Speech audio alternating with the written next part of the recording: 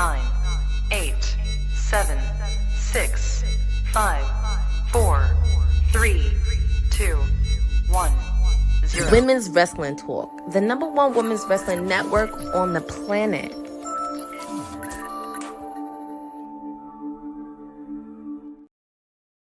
Good evening. Happy Friday, folks. I know you're looking a little differently as why am I here, but I'm filling in for my WWT sister and team bestie, Honey, tonight. This is your WWT, our princess. Everything you need to know about all things elite. Courtney is with you on this Friday night edition of SmackDown. And this is actually a fun SmackDown because we're continuing the fallout of Elimination Chamber. We're on the road to WrestleMania. We actually got some good stuff happening on SmackDown tonight. So you'll be spending 3 hours with me. Of course, Braun Strowman versus Solo Sikoa. We have the U.S. title match on the line, men and women. Shinsuke Nakamura and LA Knight.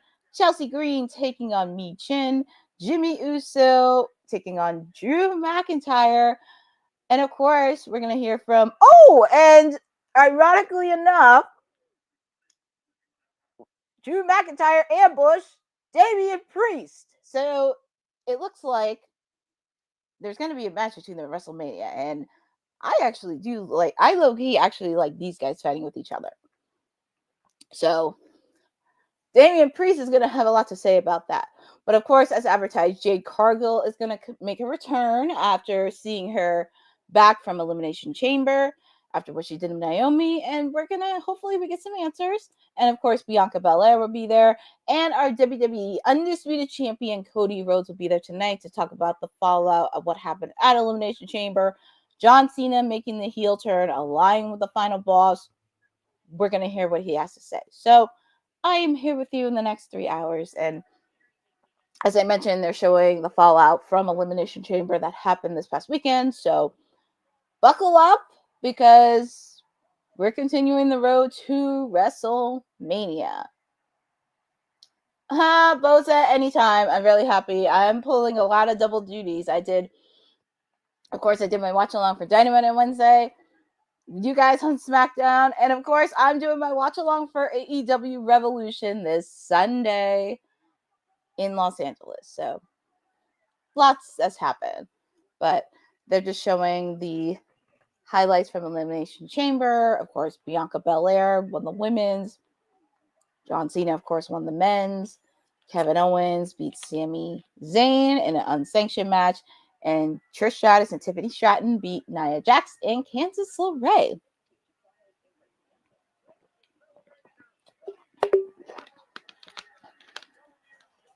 So I love that they're showing some of the highlights. And I actually low-key did enjoy Kevin Owens and Sami Zayn. It was really, really nice. Hi, Fernanda. Thank you for joining. And I got to see Papa Honey in the house. Happy Friday, everybody. It's been a busy week here over with me in the PR lab. And, of course, the rest of our WWT crew. It has been very, very crazy these last couple days. Of course, Queen of the Ring. Queen of the Ring is out today, so I highly recommend watching it. And yes, Zach Miller, it's Happy International Women's Day today. So Queen of the Ring is out in theaters. As you know, myself and Honey got to go to the red carpet in New York. Our boss lady and mayor went to the one in LA last night. So we have a lot of content we're going to be uploading in the next couple days. And it's definitely been a credible experience. Myself and Ced got to talk about our experiences in this show today. Always good to see Jacob as well. It's always fun when he's here. So I really am happy to enjoy it. So I get to share a little bit with all of you. And like I said, we did get a lot of good content. I was happy to have the chance to interact with Deonna Purrazzo, Julia Hart, Queen Abinata, Athena, Sky Blue, Westside Gun, I had the chance to, and Jazz is another person. And then Honey got to interview Team Besties, Trish Stratus and Lita. So a lot of content's happening in the next couple days. And also we'll post up my bold predictions for Revolution. So, but before we get to Revolution, it's on SmackDown, and we are kicking things off with Randy Orton. So, as you noticed, Randy Orton made his return this past weekend in Elimination Chamber, and he wants revenge against Kevin Owens. I remember when Randy Orton first came to WWE back in 2002, and it's crazy seeing his career evolve because he was with Evolution, he was the Legend Killer, he was the Viper, he gave kicks to the head. So it's just so ironic seeing his career evolve so much and have the accolades to prove it. So it just makes me happy to see some of the stars I've watched since I was a kid, especially in the Ruthless Aggression era, just to get so successful. Oh, thank you, Boza. Like I said, it was really, really fun, and very happy to be with all of you on a Friday. Get to spend 3 hours with me, but very curious on what Randy Orton is going to have to say since coming back.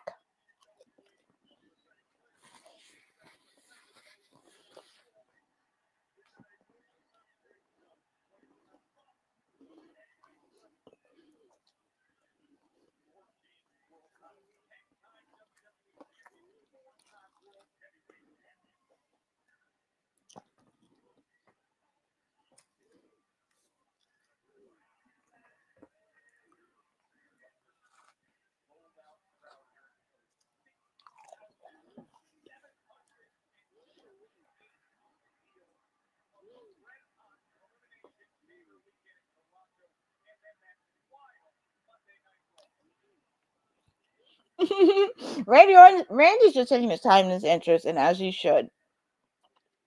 As he should.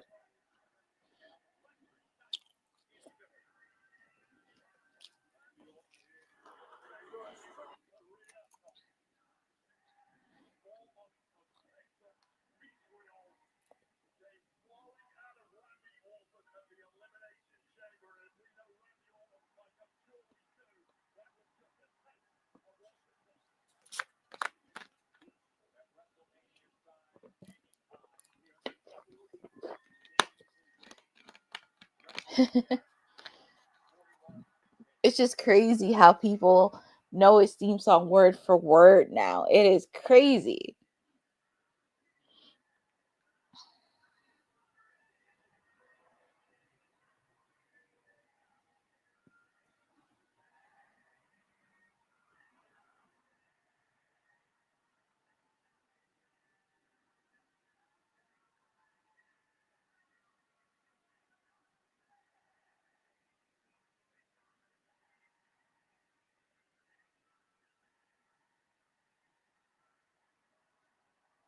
So let's see what Randy Orton has to say. He has a microphone in his hand, and let's see what Mr. RKO has to say. Got a good reception, Randy Orton.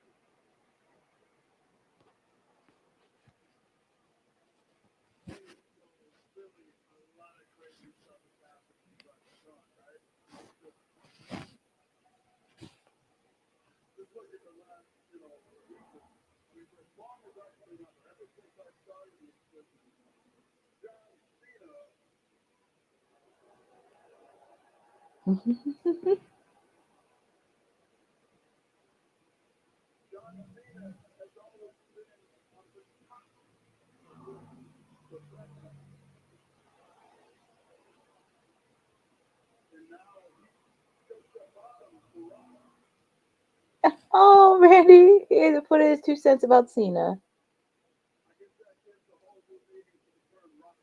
Oh my God, rock bottom.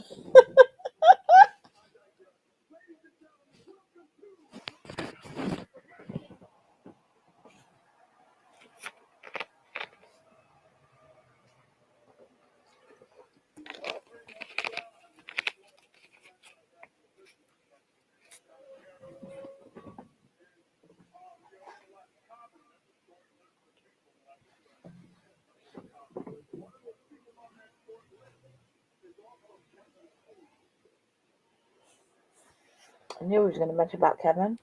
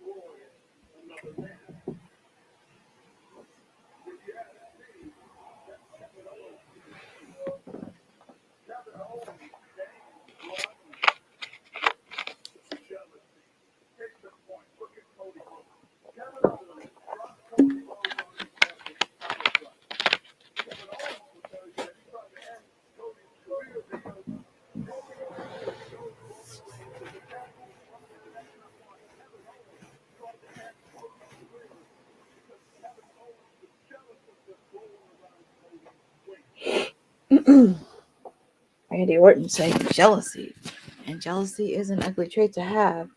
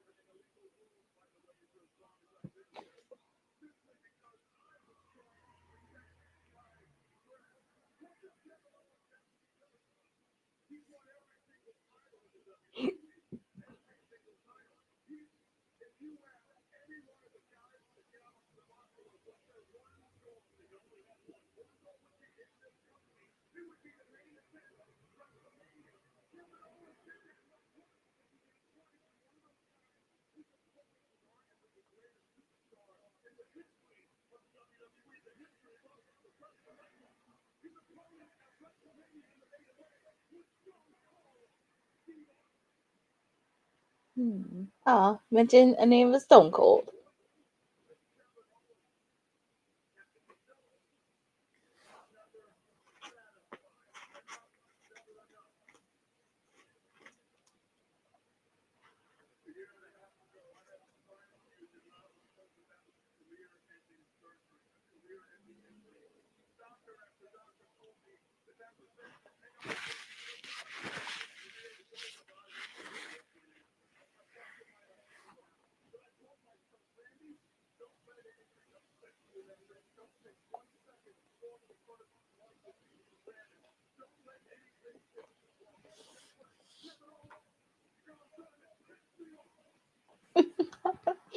And you know what happens when you piss off Randy?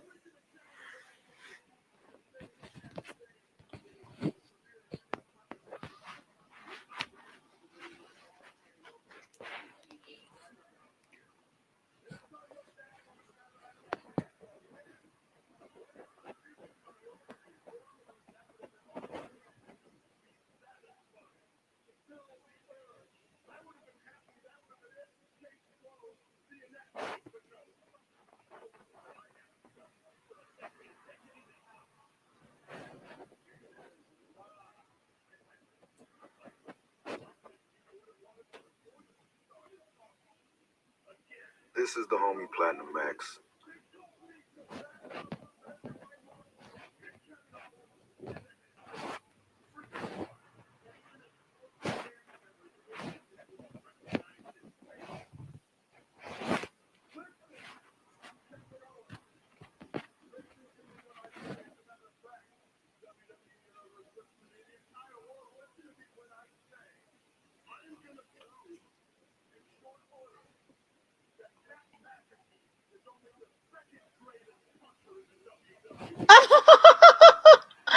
Oh, you mentioned Pat McAfee.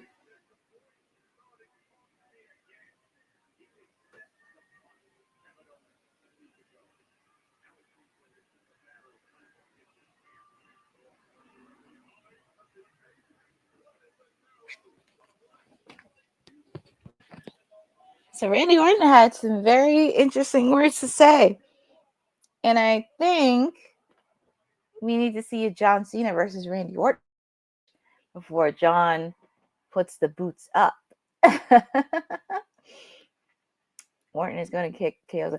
Oh, yes, he is. And oh, here's our women's champion, Tiffany Stratton.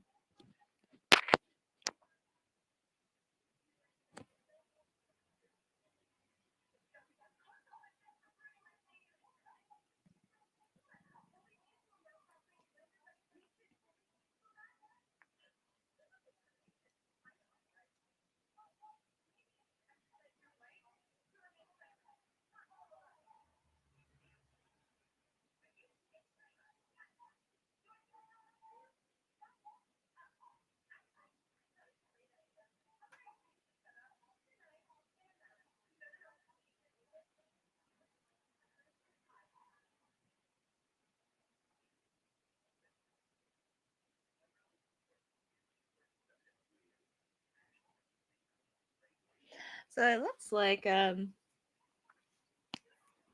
Tiffany Stratton is going to take on Piper Niven.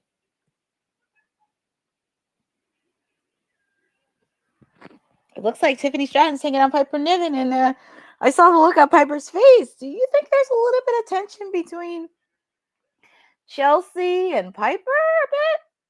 But here's our women's champion coming after her big win against teaming up with one of her idols, Trish Stratus, against Nia Jax and Candice LeRae.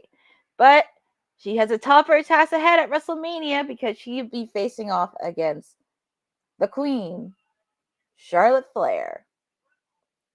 So I'm sure wherever Charlotte is, she'll be watching very, very closely. And I was looking at Councilman's point on the Kayfabe podcast because since Charlotte's been coming back, we haven't seen her wrestle in a match.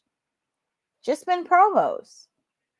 So I don't know if they're trying to make sure that she's okay because, as we mentioned, she just came back from a serious injury.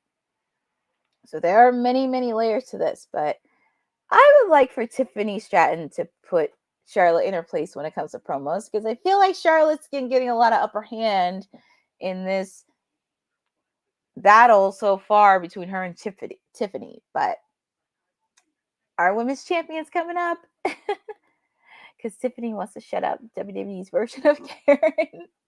Yeah, I think Chelsea, from looking at her face, she is scared. I mean, would you be if you had to face the same person 3 times, 3 times, Michin? But it's definitely going to give you a good match between her and Michin. But I would like to see some other ladies on SmackDown get a shot at this women's United States title, such as, like, I don't know, there's BFAB, Zelina Vega, my poison little pixie Kansas LeRae. I'm just putting it out there.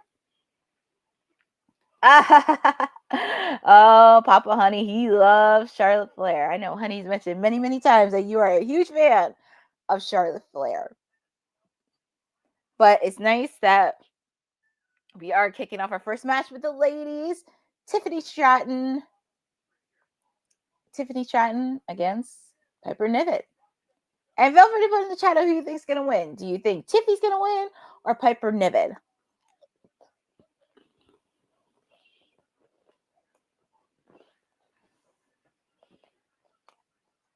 And as I mentioned in the commercial, Queen of the Ring, I love that they're showing commercials of this in the trailers. It makes me happy to see. Makes me very happy. And we'll be talking about Queen of the Ring in the next 3 hours. So definitely go check out the film. Yeah, win or lose for me and him. This has to be it with the Philly street fight. Yep. It's in Philadelphia. It's a street fight. Boza says Piper Niven do shenanigans from Charlotte Flair. Yeah, I can see a lot of shenanigans in this match. I can see a lot of shenanigans. But I'm definitely going to pick Tiffy to win.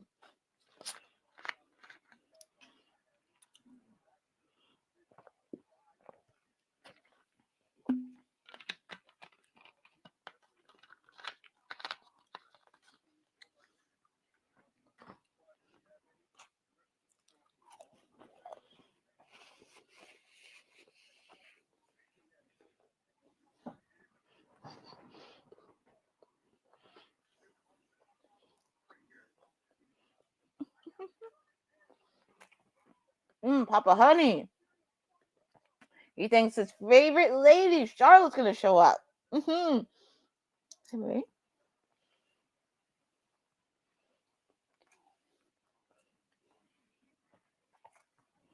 Hi, Maria Garcia. Thank you for joining. Oh, yeah. Funny story. That boss lady and Mary were in the middle. Yeah, Boza. We were talking about that cat fight and what Mariah May did to my client, Tony Storm. And trust me, you can see my little outburst that I made because I had a few choice words to say to Miss Mariah May. Because first, she spat on my client's face on Dynamite on Wednesday, and you took her spotlight away. That makes me sad. And they're showing the reaction to the heel turn, which I actually do like that some content creators that are devoted to wrestling are seeing it. Yeah, it got the most social media views. So still a lot of buzz. Shockingly enough, a lot of buzz. It was and it got on First Take. And I'm gonna say this: Kylie's baby daddy does not need to be in this. Like, get him out of there. Get him out of there. He does not need to be in the ring. If needed, I would have been okay if Drake was in it, considering he was in the audience at Elimination Chamber and he's from Toronto.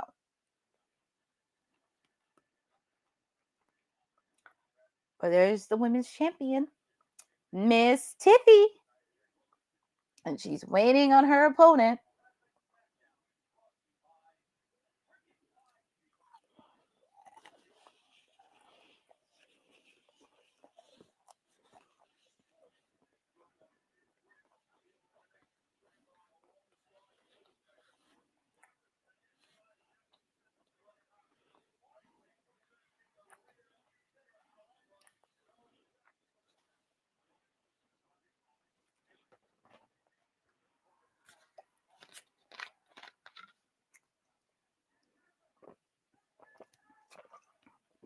There's Piper Niven. She's going there alone. Because as I mentioned, Chelsea Green will be defending her United States women's title against Mi Chin in a street fight.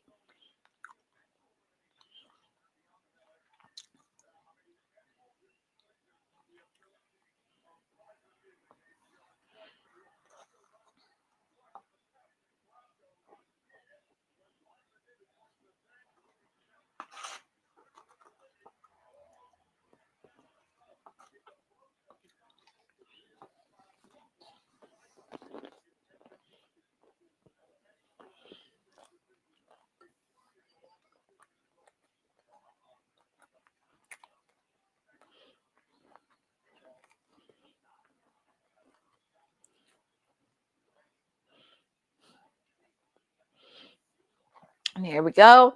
Piper Niven seems to have the upper hand, but Tiffy, she's not backing down. And I love that fierceness in her. She's not backing down from anybody.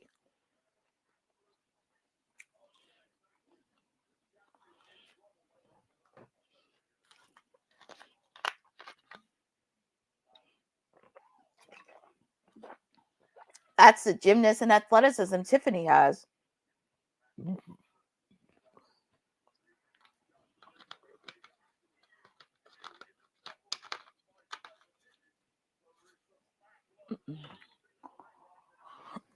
Ooh, nice clothesline by Piper Niven.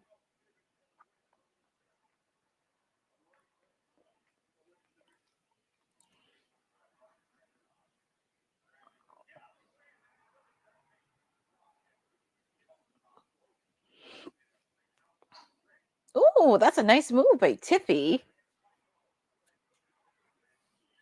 Kick out by Piper Niven.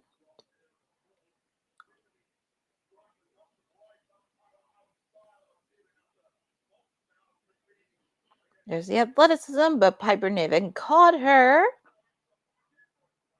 Ooh, she landed very hard.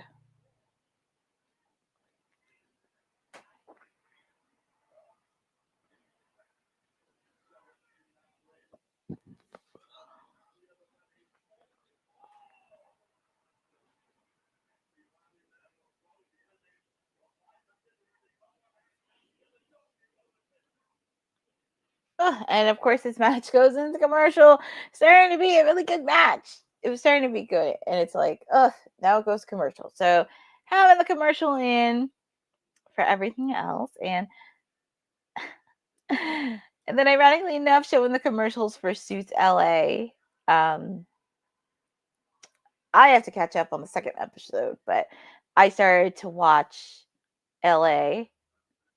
And it's pretty good so far. I actually watched the original Suits. And that's how I ended up finding Meghan Markle.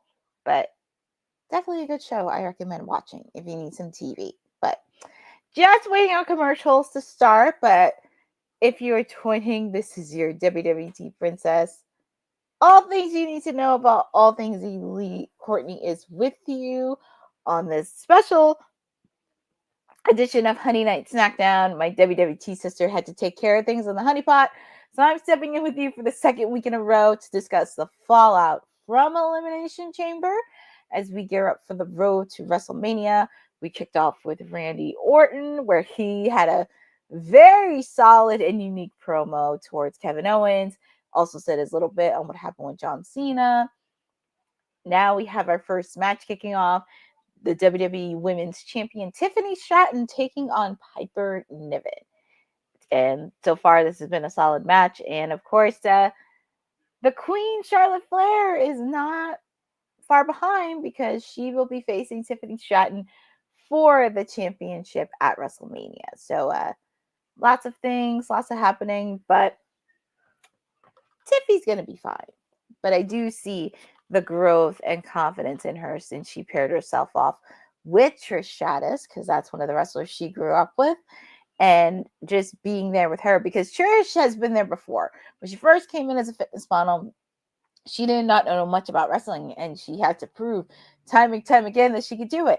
And she trained herself. She was in crazy memorable matches, not just with Lita, but with Ivory, Molly, Victoria, even when that hardcore match happened between them, and Jazz and Jacqueline, even right now, like the last couple years with Becky Lynch, she hasn't missed a beat.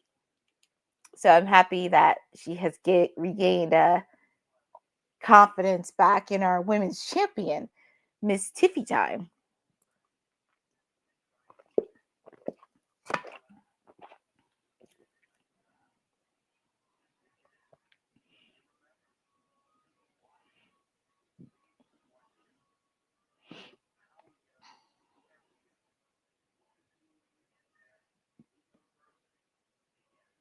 Mm-hmm.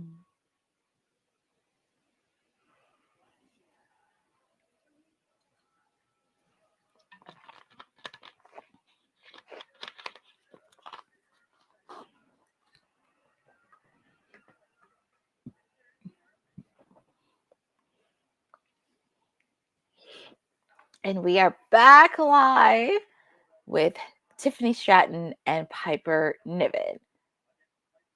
So our women's champion is trying to show some offense, but Piper Niven looks like she's getting it. Oh, nice clothesline by Tiffany.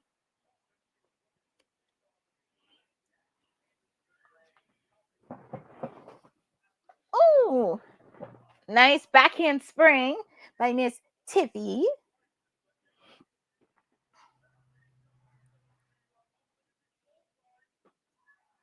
To kick out by Tiffany.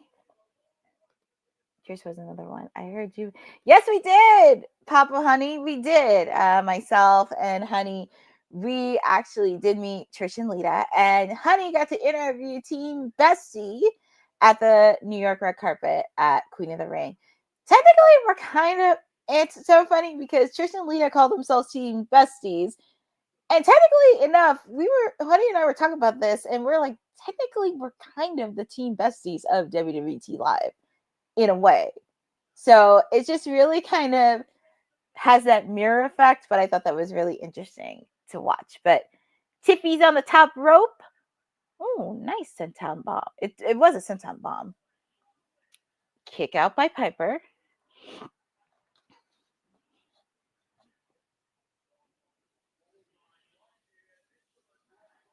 Showing the replay again.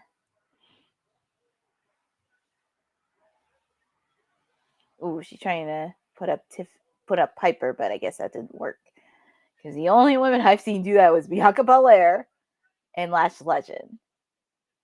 And Jade, I've seen carry Piper Niven.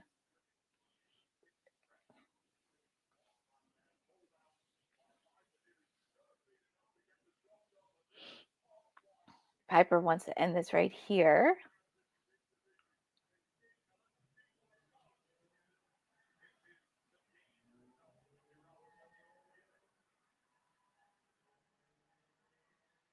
Ooh. Nobody home. Come on, Tiffy. Is she going to do the prettiest moonsault? That should be it. And your winner, the women's champion, Tiffany Stratton. She picked up the win. And ooh, Charlotte. And Charlotte kicked her on the knee. And it was really interesting how the way she came in from the crowd, because she could have done, I guess she could have done a little bit sneaky. And then put the finger 4-leg lock on Tiffany.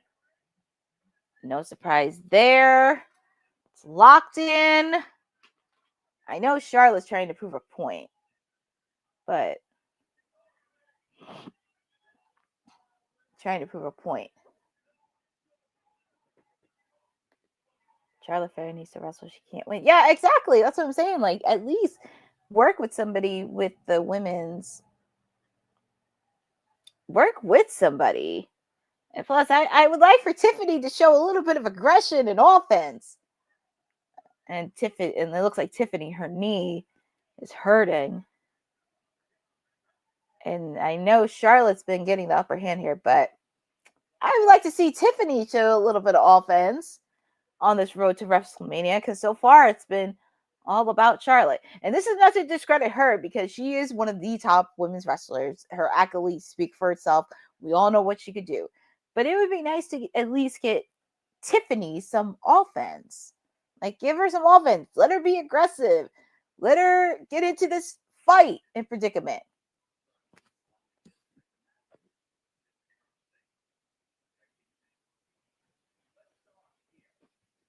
I love Nick Aldis. He's like doing this whole crazy thing with the tag team division.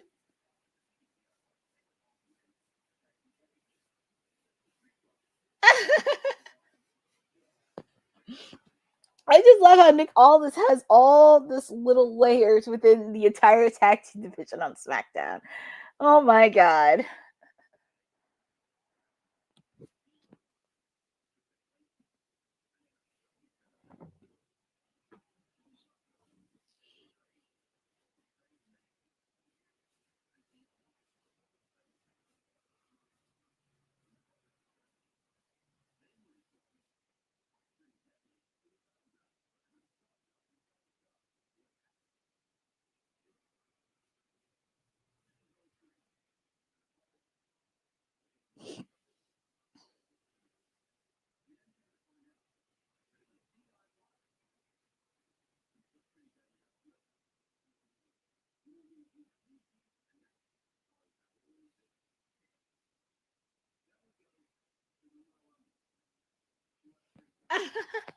I love how this is like so story detailed within the tag team division.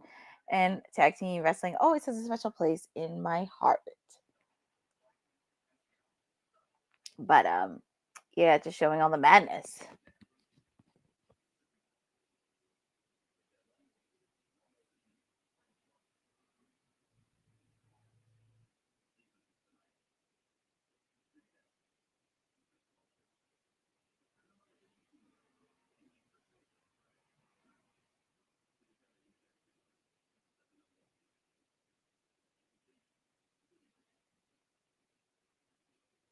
I think all this. So pretty much you're gonna get a triple threat. So of course the Street Profits are definitely gonna get their tag team title shot.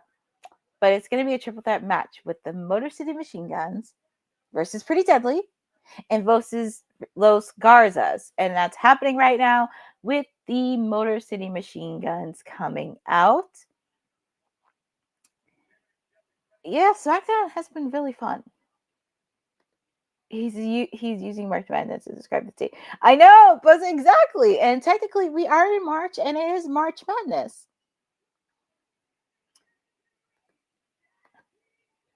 Yeah, I believe it, Boza. I believe it should be a tag team turmoil match because we've seen many tag team matches at WrestleMania throughout the years. Of course, like last year we had that ladder match.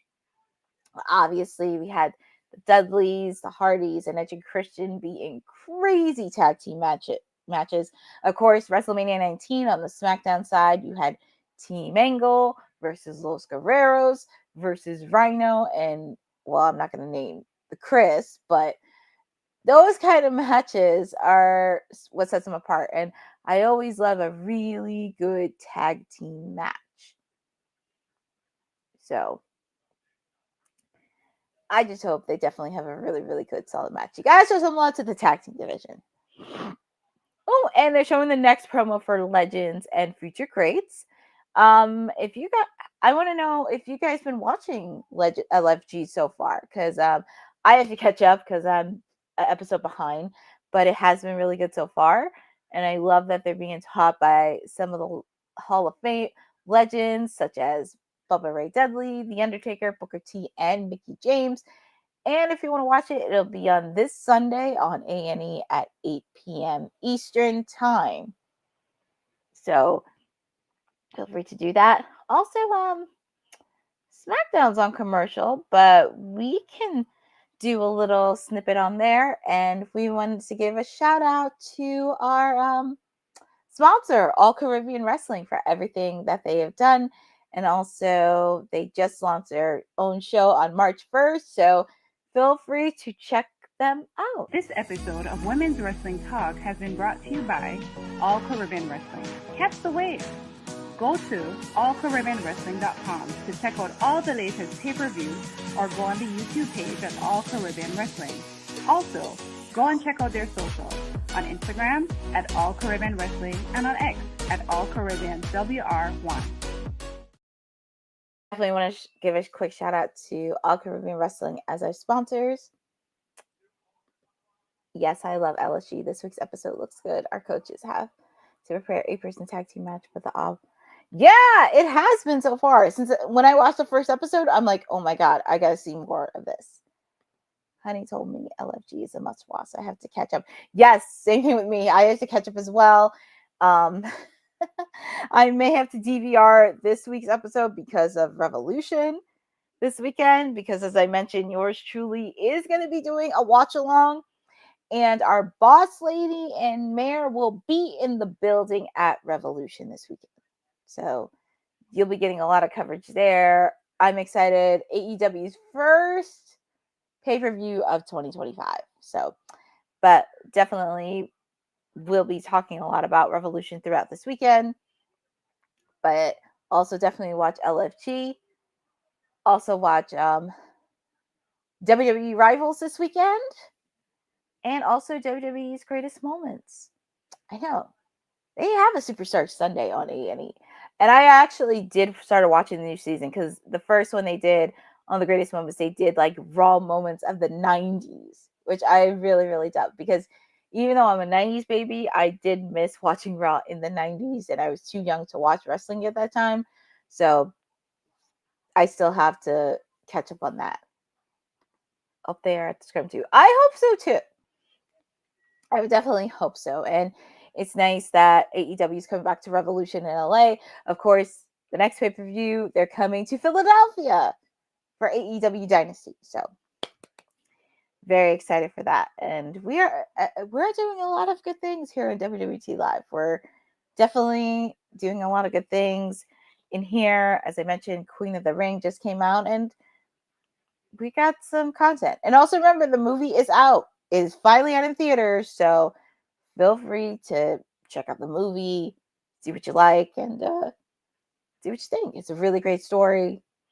You don't have to be a diehard professional wrestling fan to watch it, but just the entire story is incredible to watch. And we are back live, and we see Pretty Deadly come out to the ring. Don't let their looks fool you, because they are pretty, but they're also dangerous tag team. Don't let their looks fool you. So yeah, there's Los Garzas, Pretty Deadly, and of course we saw the Motor City Machine Guns, Alex Shelley and Chris Sabin. So I don't know if anybody's watching SmackDown, but I saw a sign that says "Push Pretty Deadly," and as it should be.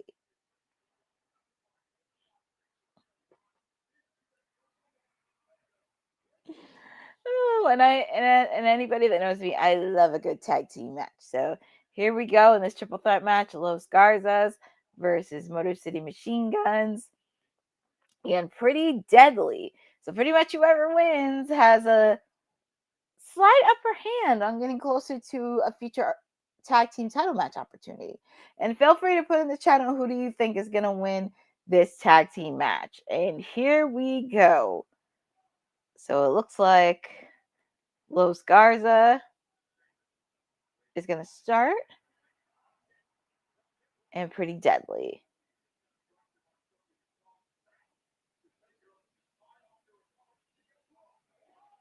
Here we go. Angel Garza. Oh, and I guess Alex Shelley tagged himself in.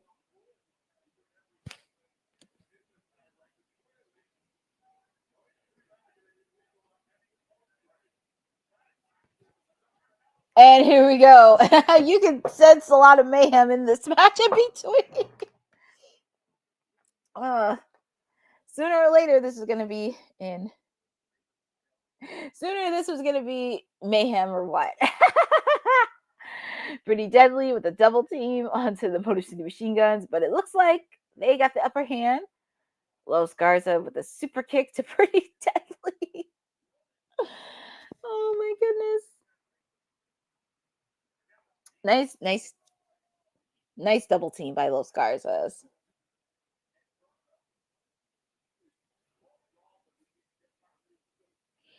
It looks like, oh, double moonsault. Double moonsault. Hi, Mag Mangum. Thank you for joining on this watch along for.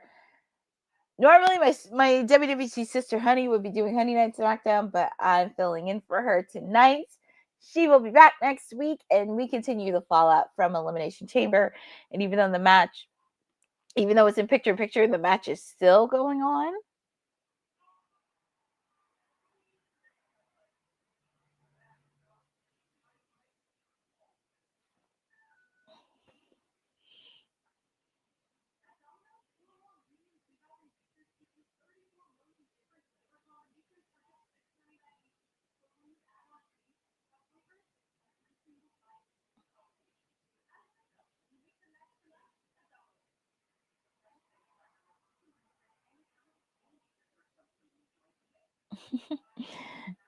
Looks like Los Garza is taunting Motor City Machine Guns.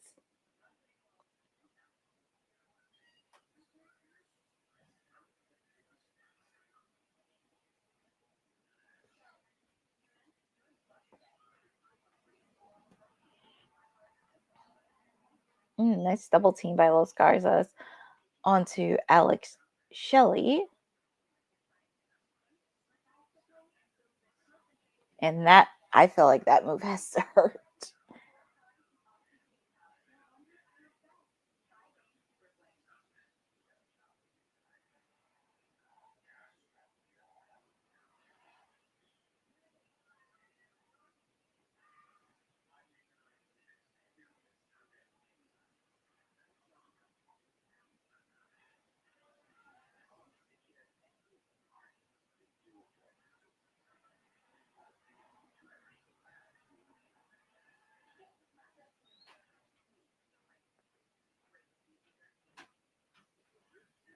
So it looks like for these two,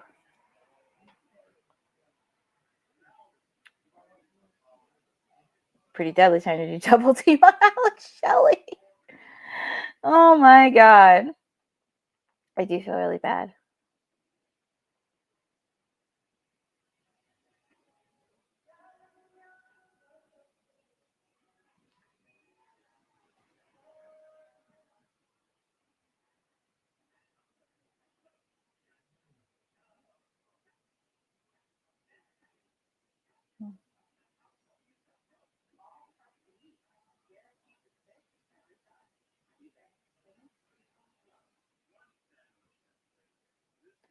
Is it me, or are the Motors Machine Guns the shortest of all? I wouldn't say they're short. It's just probably their height. But don't underestimate the shortest of all tag teams. Don't underestimate them. But I know it's not plausible. But Johnny Gargano seems a little short. But I mean, nothing wrong with that.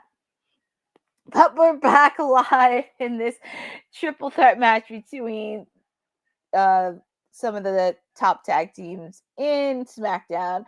We have the Motor City Machine Guns, Pretty Deadly, and Los Garzas. And Los Garzas taking on. But it's been a really good, solid match. And I love that we're getting a lot of attention onto the tag team division. SmackDown's starting to heat up. I just kind of wish Raw would show up a little bit more. It's like I'm waiting for Raw to kind of step up to the plate because, yeah, you do have the War Raiders, you do have American Made, you do have the New Day, but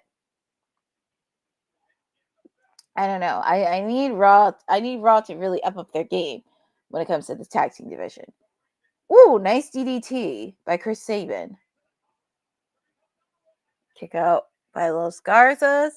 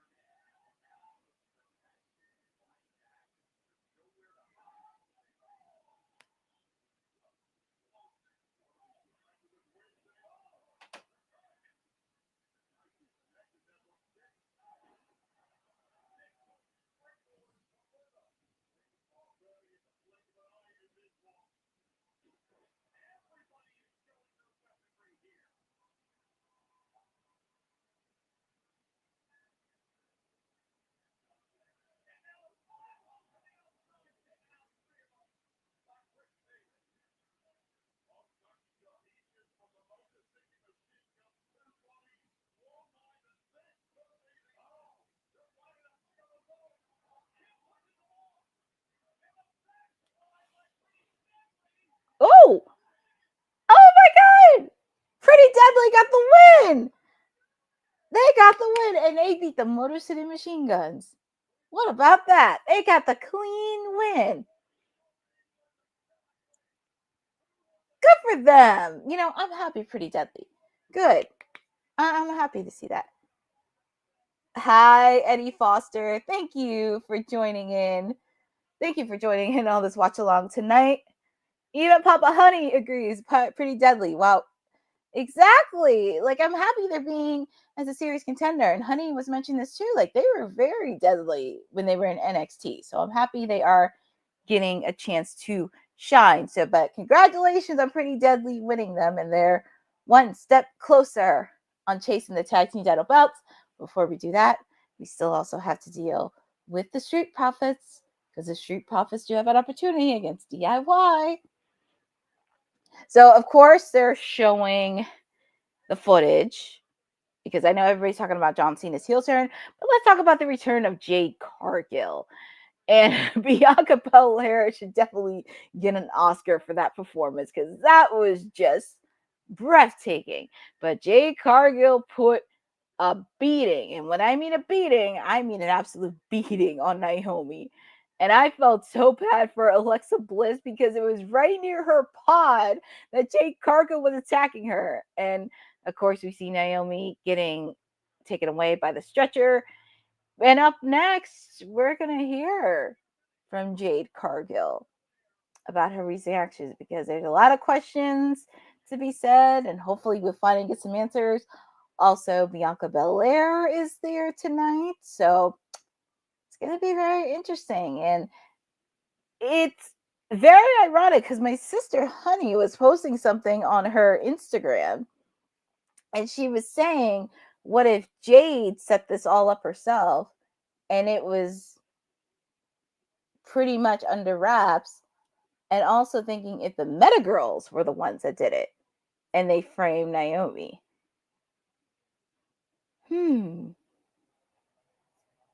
That's a very interesting theory that she had, but I suspect there was more attackers, and maybe Bianca was lucky she was locked in the chamber. Jade speaks for the first. Yeah, that's what I'm saying. Bianca got a monkey wrench thrown in the plans for Mania. That is true. She has to face Io Sky, because as we mentioned, Io Sky is now the new women's world champion over on Raw. She beat Rhea Ripley. And now she's going to WrestleMania to face off against Bianca Belair. But I don't think it's a one-on-one. I think it's going to be somewhere down the line a triple threat match because we did see Rhea Ripley feel pretty distraught. So I think Rhea's going to have to wiggle in her room there. I think the Meta Girls may have something to do with it. It's a possibility because if you recall, Jakara Jackson and Lash Legend has faced the tag team champions a few times, and they almost gave them a run for their money. We thought they were going to be tag team champions, but I could see that, especially when you face off against a tag team many times and you come that close on not winning the women's tag team titles. It's really something to think about. So, but I'm very curious on what Jade Cargill's going to have to say, but hopefully we get a lot of answers, and also how is this going to wrap up with WrestleMania, because as I mentioned, Bianca's face off against Io Sky. Naomi's had a commission for now. Let's see what happens. And also definitely want to thank everybody for joining on this Watch On for SmackDown. We're almost closing out hour number 1. Almost closing out. So we're halfway there. We're halfway there. It's very interesting because this is my second time doing a 3-hour show. I'm normally, and I don't want to sound like confident or anything, but normally I get used to doing 2-hour shows for Wednesdays, but 3 hours, you just have to kind of up it a bit. Make sure the energy's high and get your beverage and make sure you get food to fuel you up because we're just getting started and just waiting.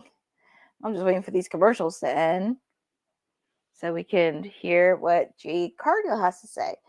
And I hope everybody is having a wonderful Friday, and hopefully you get to go to have time to see the movies this weekend because, as I mentioned, it is International Women's Day and Queen of the Ring is out today. So please make sure to see the film. I saw it, Honey saw it, said, and our boss lady have seen it. It's an incredible movie.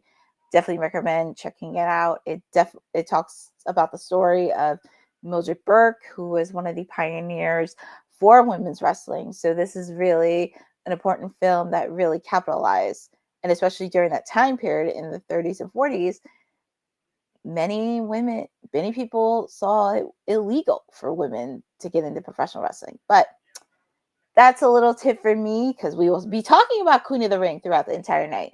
And oh, look, they're showing the stat for Philadelphia. 24th SmackDown it has. Obviously, it hosted 2 WrestleManias last year and WrestleMania 15. And also, of course, we all know it's the birthplace of Extreme, ECW.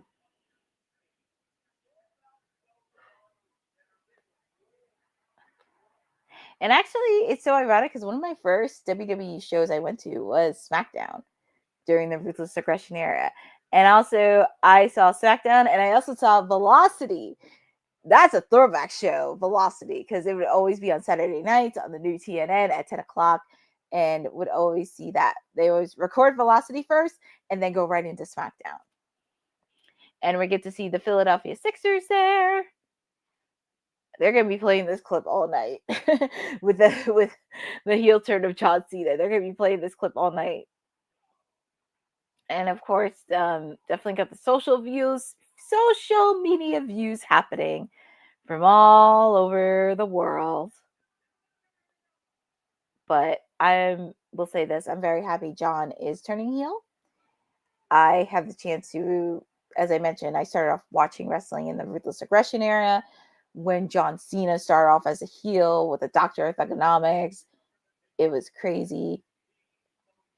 But we're going to be seeing a lot of that. And as I mentioned, Cody Rhodes is going to speak out tonight. So we'll hear what our WWE Undisputed Champion has to say.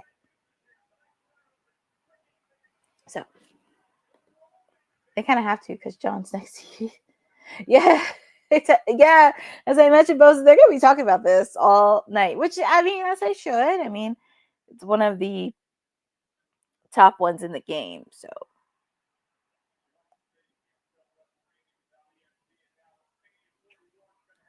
And here comes Bianca Belair. She's coming to the ring. And she said she was coming. She said she was coming tonight.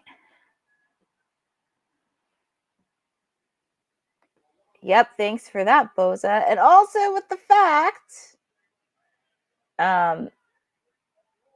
he'll be on Saturday Night's Main Event in May. So, just a little FYI if you missed it.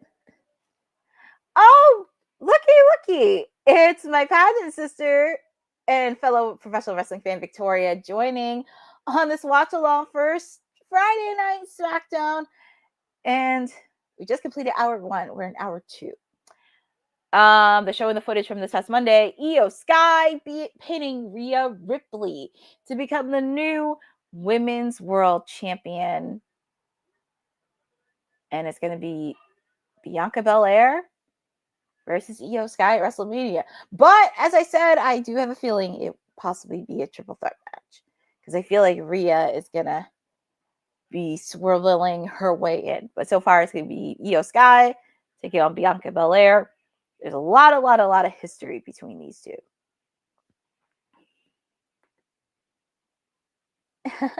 I know, 4 for 4. It's crazy, but I'm happy. Yeah.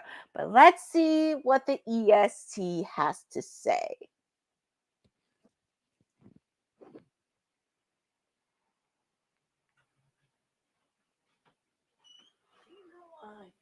That light.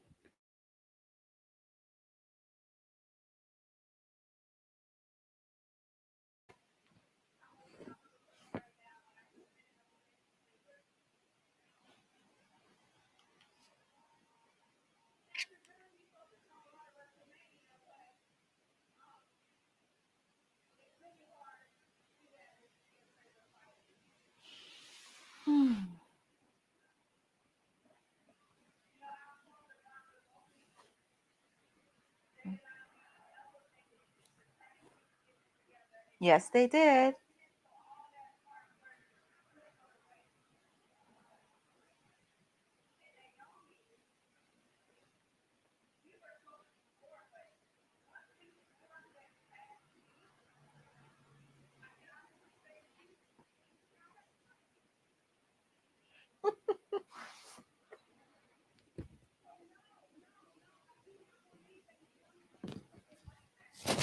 Well, we shall see because there's a lot to answer.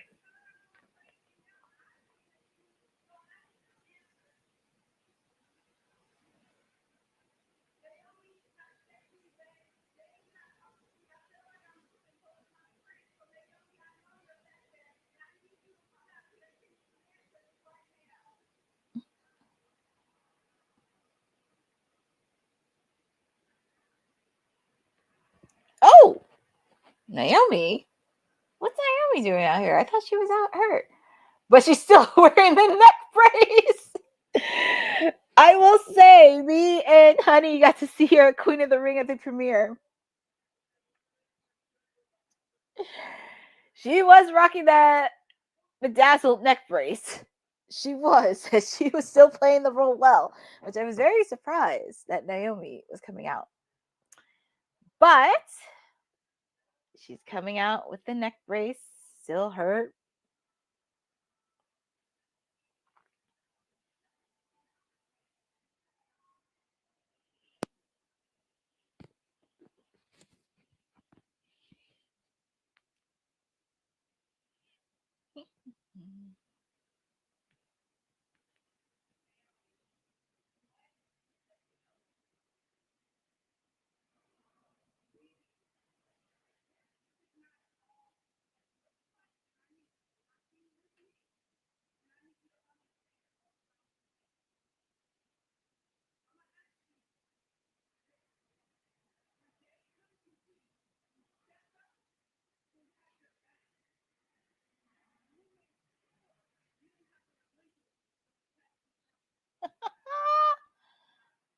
Oh boy.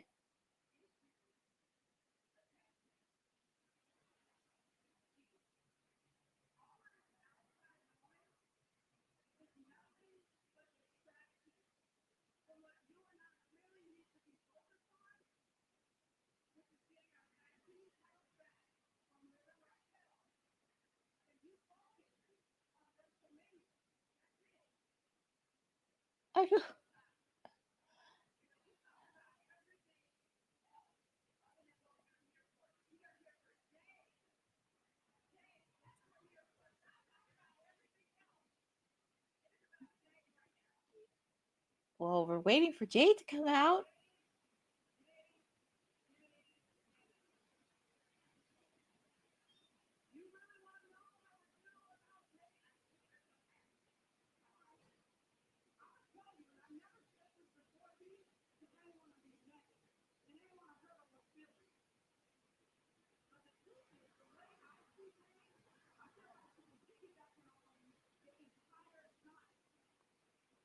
Ooh.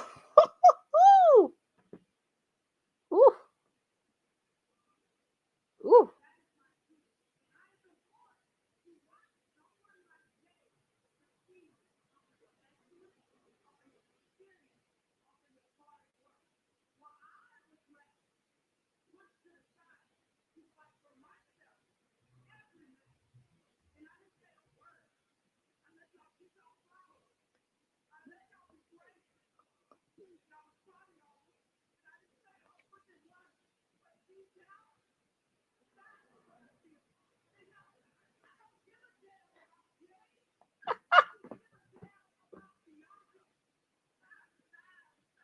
Oh my goodness.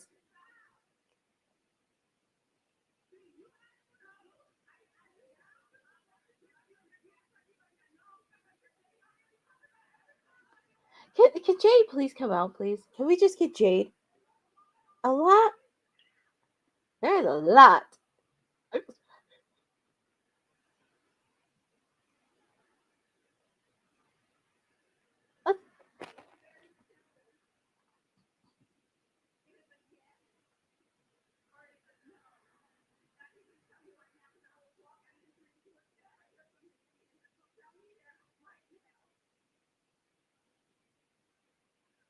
Mm-hmm. There is a lot of interesting things. And we're just waiting on the woman from the hour. We're just waiting for Jade. Oof.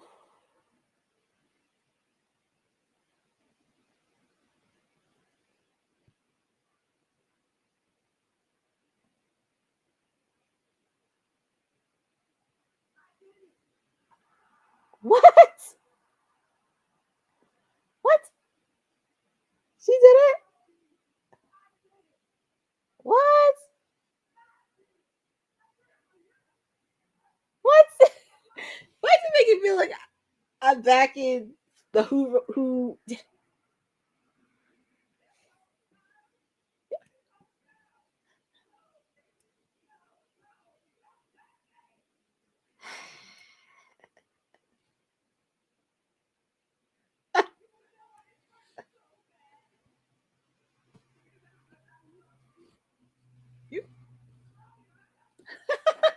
And it's funny.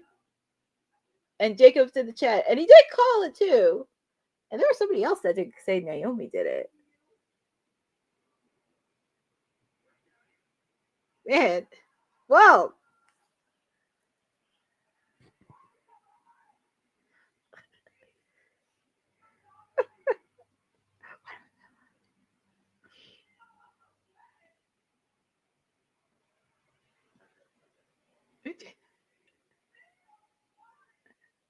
the female. I know, that's what it made me feel like.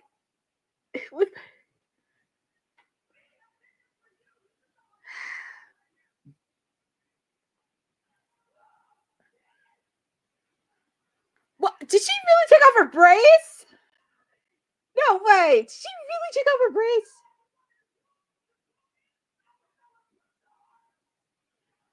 Oh my God.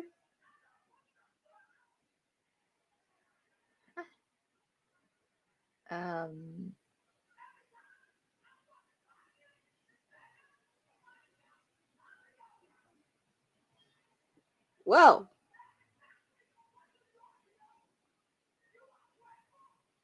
Oh. Man. She's really pulling all the strings. She's really pulling all the strings. And there she is. There's Jade.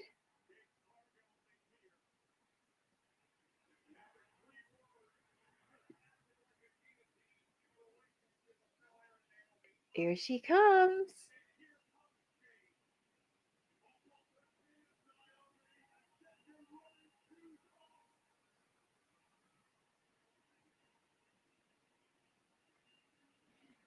She's locking eyes with Bianca. Because she's like, she's ready. She's going to kill. Oh, man.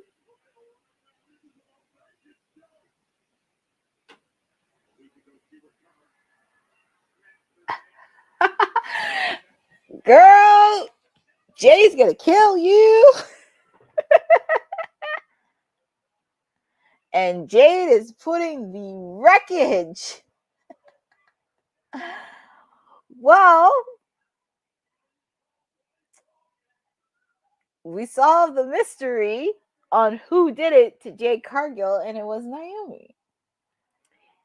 But it is nice that she is getting a heel turn, because if she said she wanted to go heel, she's going all the way. She wants to get nasty. She wants to get dirty. I'm okay with that. And Councilman mentioned this in our chat a couple weeks ago. Fear the glow. And Jade Cargill sending a important message. Could get Jade and Naomi WrestleMania. Possibility, but Jade left a bold statement.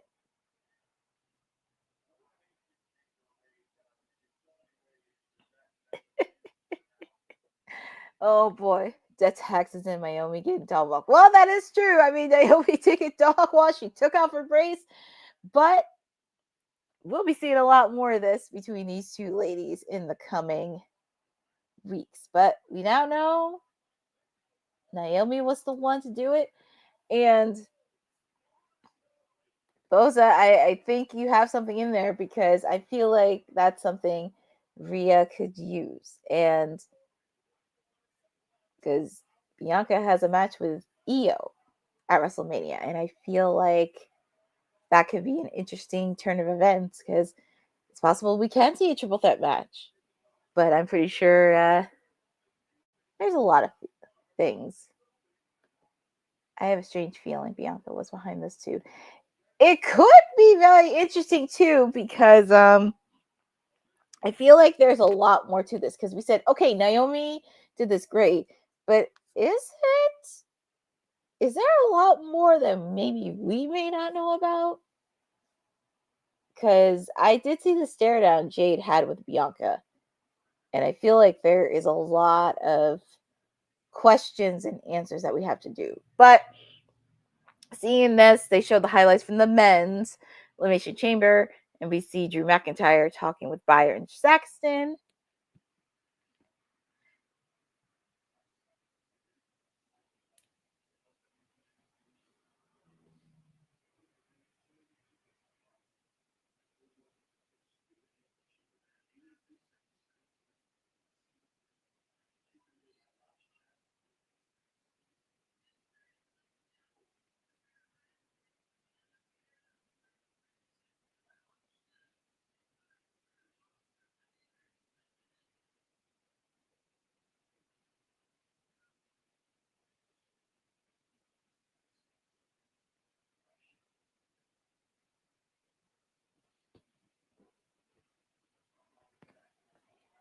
Interesting words from Drew McIntyre, because earlier, before SmackDown kicked off, he attacked Damian Priest backstage.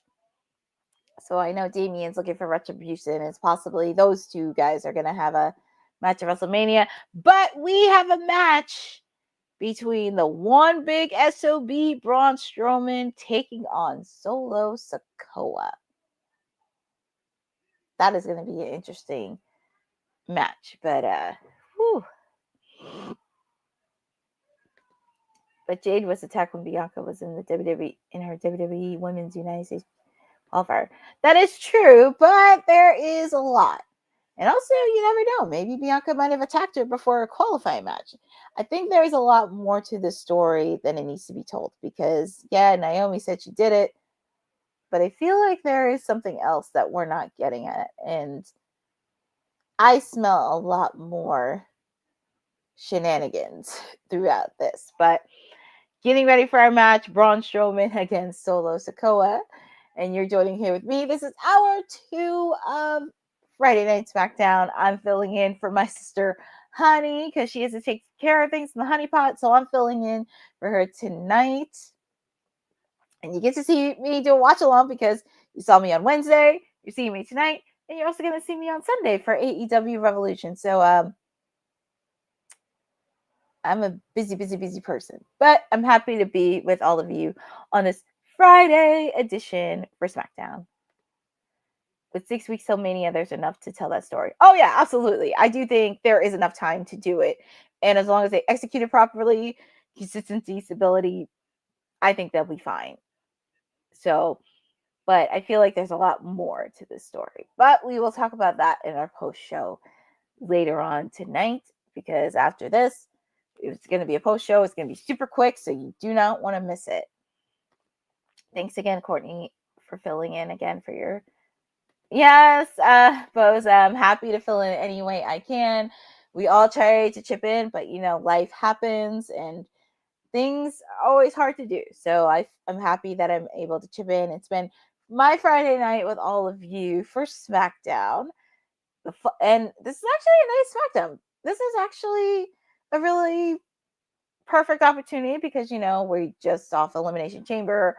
Of course, we're going to hear from our WWE Undisputed Champion, Cody Rhodes, after what happened this past weekend.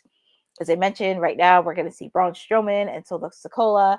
Drew McIntyre is going to be up against Jimmy Uso.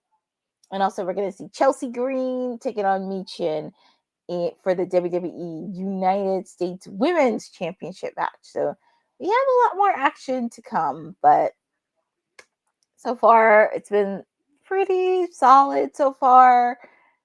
Very curious how this is going to go. I think the one thing for Cody, I just want to see him get aggressive, get angry.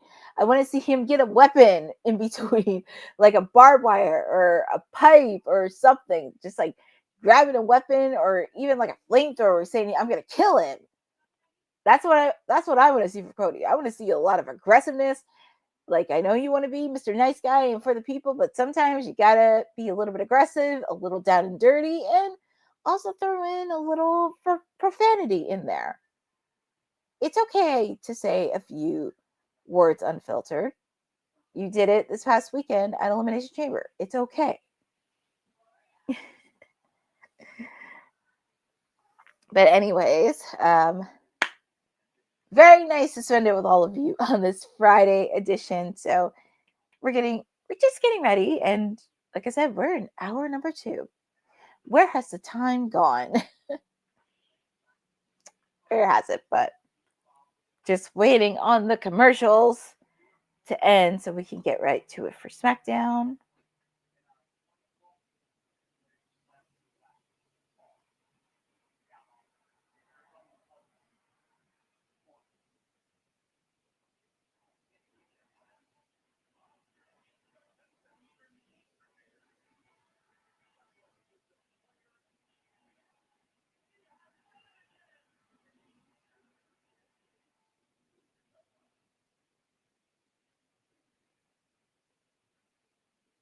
Oh, and we were just talking about this too earlier today on WWT Live. Congratulations to Lex Luger, where he will be inducted into the WWE Hall of Fame.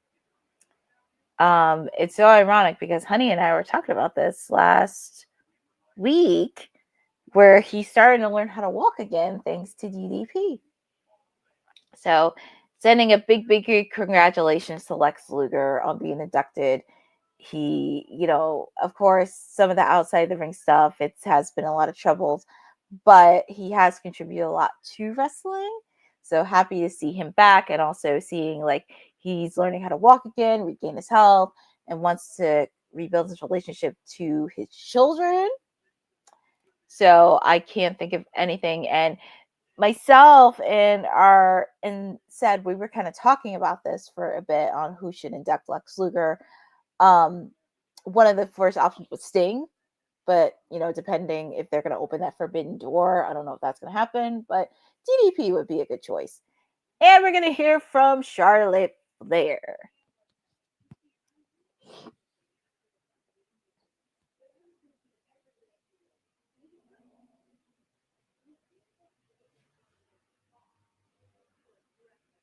Soft.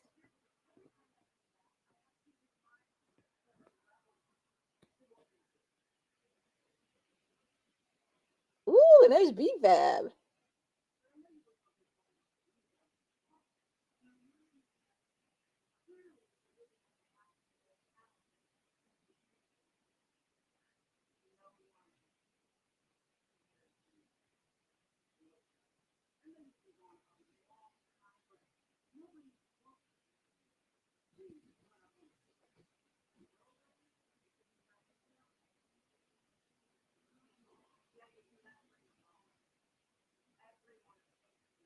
Ooh, B-Fab.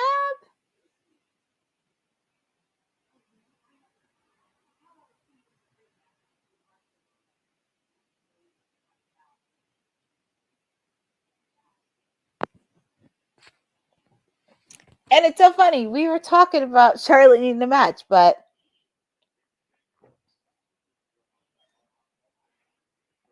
I know that Charlotte is nothing without gold. I just hope she does it. And she called Tiffany Stratton soft. I don't think our councilman would be too pleased to hear one of his clients is soft. I don't think he would like that either. But I think it's one of those things you kind of have to really underestimate. But oh man. But next week in Barcelona, we're gonna get B-Fab versus Charlotte Flair. I think B-Fab is gonna give her a run for her money. Because if I were Charlotte, I would not underestimate some of these ladies in the division. Look at Solo imitating Taz. Oh, yeah, he was. Because if you recall, with Taz's entrance, he had a towel on his head. So paying homage to Taz. It's really awesome. And of course, they're showing what happened last week with the triple threat match between, the match between Braun Strowman and Carmelo Hayes, where Carmelo Hayes won by disqualification. He had a bag of tricks, and Solo Sikoa screwed him. So Solo is going up against the monster of all men. And feel free to put in the chat on who do you think is going to win. You think it's going to be Braun Strowman or Solo Sikoa?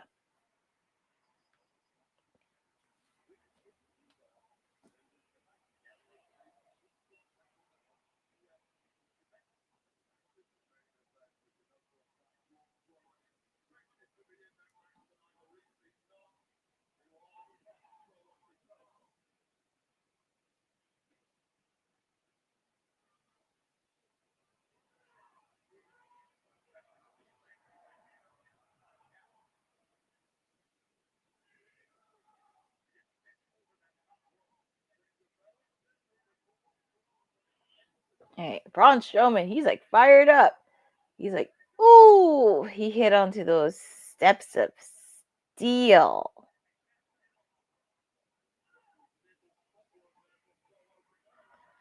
Ooh, nice move by Solo. Taking out Braun Strowman.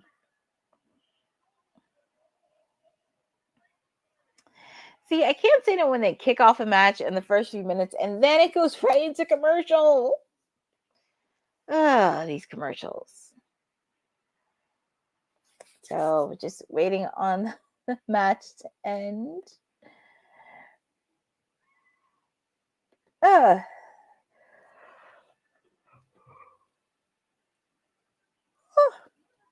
Trying to staying awake. Staying awake. But I'm here with all of you on this. It's Friday night edition. But like I said, feel free to put in the chat who you think's going to win. You think Braun Strowman or Solo Sikoa is going to win? Because it looks like Solo has the upper hand here. And also, I mean, there's a possibility at WrestleMania we could see Solo Sikoa versus Jacob Fatu at WrestleMania 1-on-1. And I just realized, I believe today is Jacob Fatu's birthday. So here at WWT Live, we want to wish him a happy birthday. And hopefully he celebrates many, many more. Just wanted to do that. But I'm just waiting for the commercials to end. Just waiting on the commercials.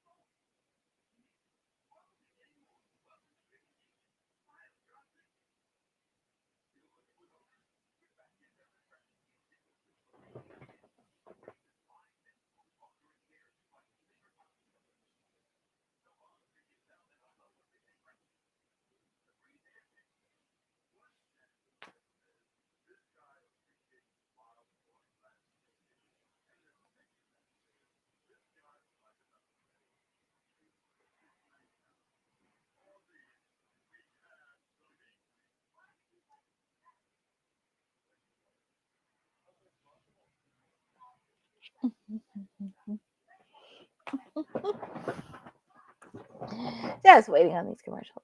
What do you think about Naomi joining the Bloodline? Well, Magnum, to be fair, I think for this one, I think with Naomi, this could be separate because I really do want to see her be a heel on her own and really see what she's capable of, because this is going to be something for her. And she's talked about this for a while. So I think for her, yes, she does have some relation within the Bloodline, but I think it would be best for her to do stuff on her own 2 feet, which can be done. But I do like your logic and thinking on this. And I think Honey talked about this before the last couple months because, of course, her and Nia Jax are within the Bloodline in a way. So thinking about doing a female version of the Bloodline, but we shall see. Let's see how Solo's match goes if he gets some help from his boys. And there's miscommunication again. Yes, Papa Honey, because there's been a lot of communication within the Team New Bloodline the last couple of weeks, and it's starting to get a lot tense between Jacob and Solo. So hopefully we'll see what happens in this match tonight. And we are back live between Solo Sikoa and Braun Strowman. Samoan drop onto Strowman.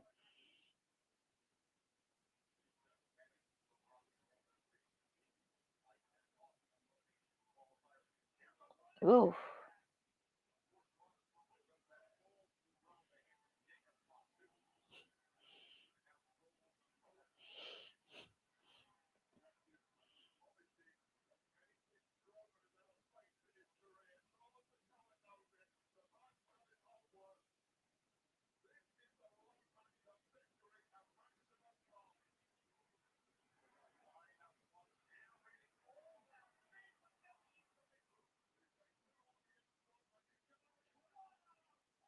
Okay.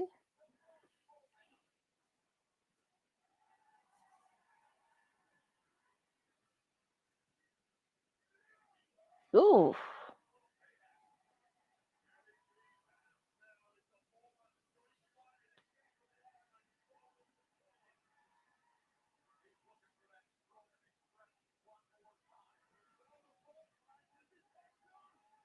Ooh.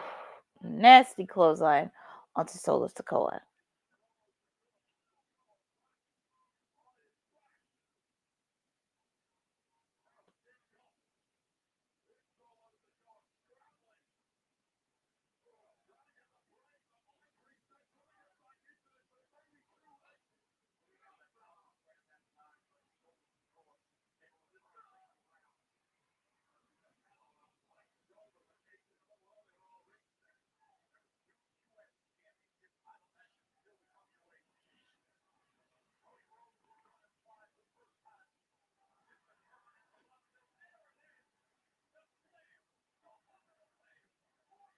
Oh, and no surprise there, we see the Team New Bloodline.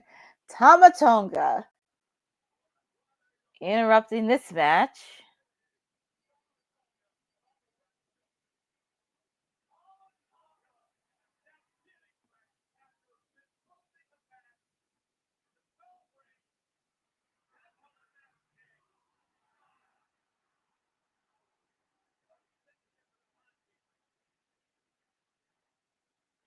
Oh, and here comes the Samoan Werewolf, Jacob Fatu.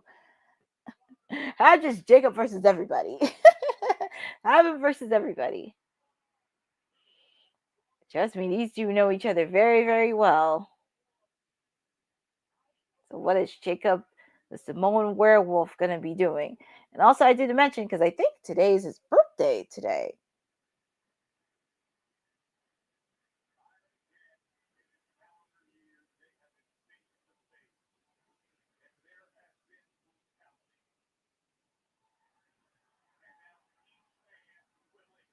And they're slowly entering the ring.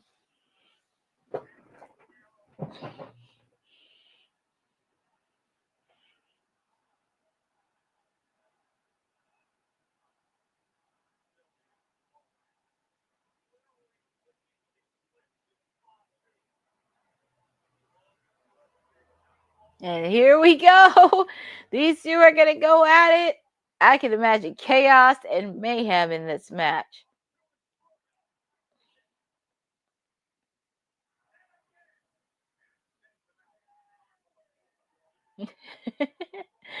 Jacob. He's like a wild animal, Jacob. Ooh, Braun caught him. Oh, not on the announcer's table. Oh. Uh-oh. Jacob got up quickly. My goodness.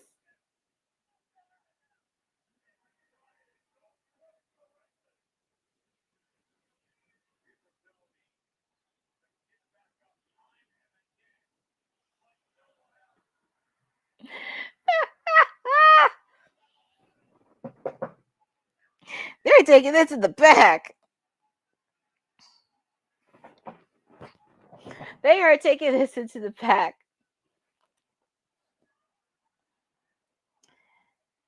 I know people are going to go for Solo and Jacob, but I have a feeling these two are going to, Braun and Jacob Fatu are probably going to meet again on a future episode of SmackDown, because right now it's just chaos and mayhem. Hi, Sindel. Thank you for joining. Naomi is a Rock's number 3, ain't she? Well, I don't know. I don't know if we would have a female in that, because that would be pretty an interesting swerve and turn in this if she was part of the final bosses group. Yeah, we all thought it was Bianca, but I feel like there's a lot more to the story we don't know about, because yes, Naomi did say she did it, but I feel like there's so much to this. And also with the fact Rhea could use this as her advantage on Monday after she lost to Io Sky, and that could lead to a triple threat match, but we shall see. And oh my goodness, Braun Strowman just took out Jacob Fatu through the tables. That's like the first time that's like one of the first few times I've ever seen anybody manhandle Jacob Fatu like that. That is crazy.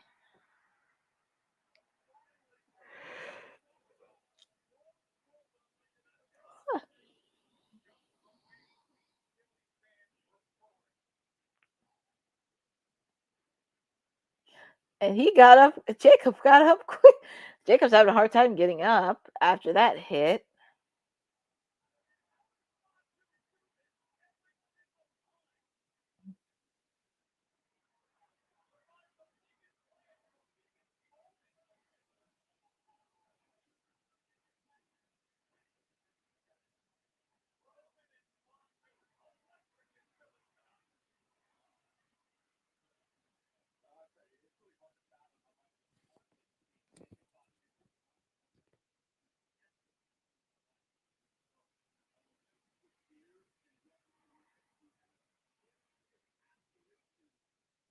Oh yeah, LA Knight.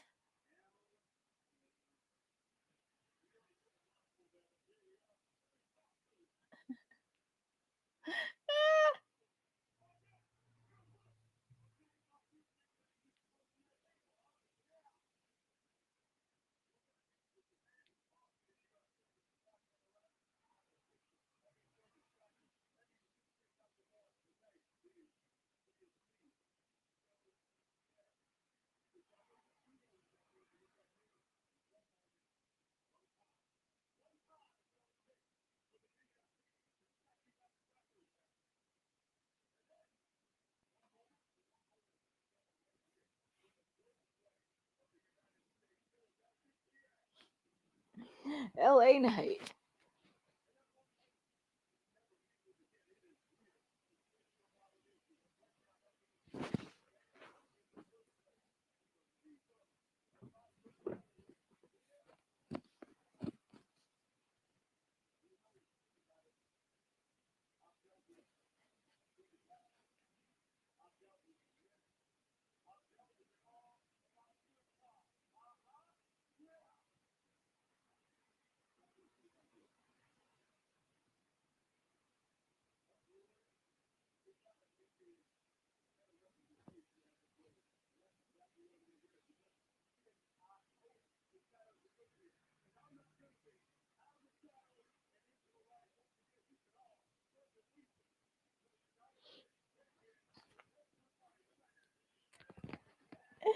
Oh, LA Knight.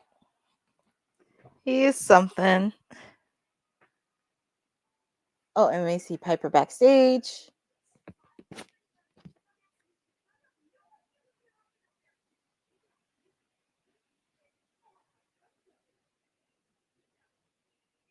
Oh, there's Selena Vega.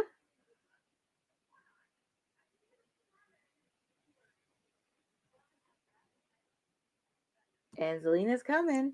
She's coming for it.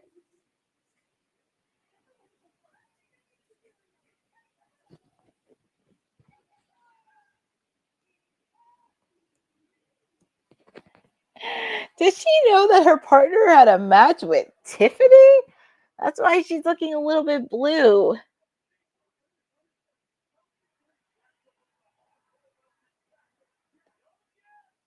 And I love that she's saying homage to Cactus Jack in the street fight. You can see like the whole, like the plaid, the shirts,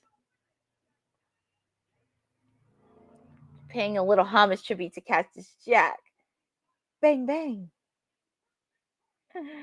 Oh, God. Yep, that's what I said. Papa Honey, she looks just like Cactus Jack paying homage. So how are we going to do? Well, it's going to be very interesting because there is a lot of angles that they could do. I mean, Rhea could use this as a manipulating tack that could distract Bianca. Of course, we're probably going to see Jade and Naomi go one-on-one. But also there's a lot more to the story because I feel like there's a lot more than just one person doing it and not just Naomi. And I feel like there was additional help needed. But that's just me.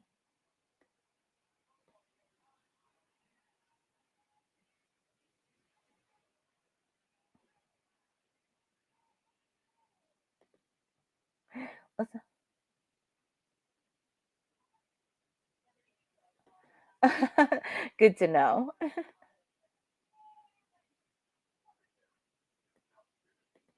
Shinsuke. Oh, thank you for that, Sandel. I did not know that. And that's pretty awesome that they're all champions at the same time. And that makes me happy that every single person of all ethnic backgrounds are making history. So that makes me happy to see that.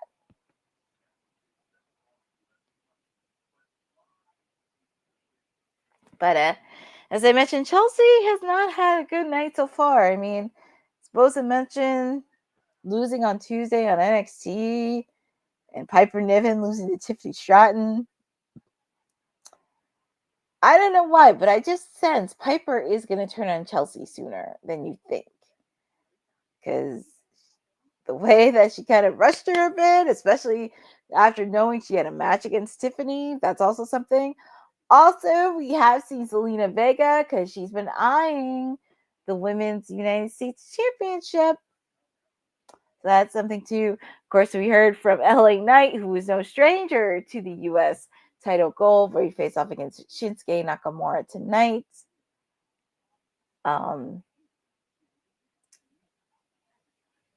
just wish it was another person that kind of got opportunity. Nothing against LA Knight. I love LA Knight, but it just would have been nice if Carmelo Hayes would have won it because I would love to see him work with Shinsuke Nakamura to create a possible rivalry. And also the Miz don't miss. Mello don't miss. That tag team's pretty cool. So, oh my goodness. Well, at least I started off with the Women's United States title match. And then, of course, like I said, we have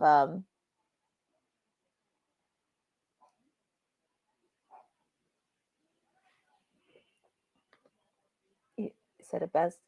Why is the main event? Exactly. Oh. That is true. Jacob has made a point because it's like nothing against LA Knight, but I would like to see other people. I mean, there's other people that could face Shinsuke Nakamura and create a possible rivalry. Carmelo Hayes was somebody that I wanted to see thrive in it. And I think with LA Knight, he is a top star, but I would like to see him do a rivalry with another person in the roster. I know Drew McIntyre is going to be working with Damian Priest.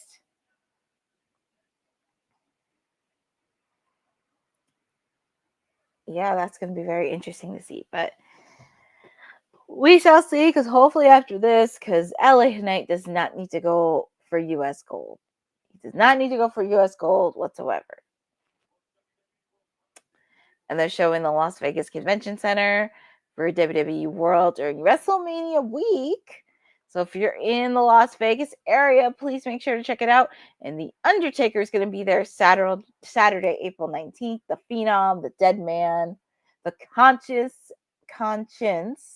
of WWE. He will be there during WrestleMania week. And you get to see him in person. I feel like it's a I feel like this has been a marathon because we've seen like the heel turn with John Cena. I know there's going to be playing this all night as well. Of course, we're hearing it in all different languages from all around the world. So it's pretty much the heel turn heard around the world. But I figured that because it's SmackDown. So how many times can they show the same footage? It's funny. I know exactly. That's what I'm saying. It's like, why do you need to show it? All you need to show it is once or twice, and that's it. Like, I don't need to see the same footage over and over and over again, especially if it's a 3-hour show. Just show it twice, and that's it. And we're just itching for Cody's response. But Chelsea Green, she's ready. She's ready. She's facing off against Michin. And WWE 2K5,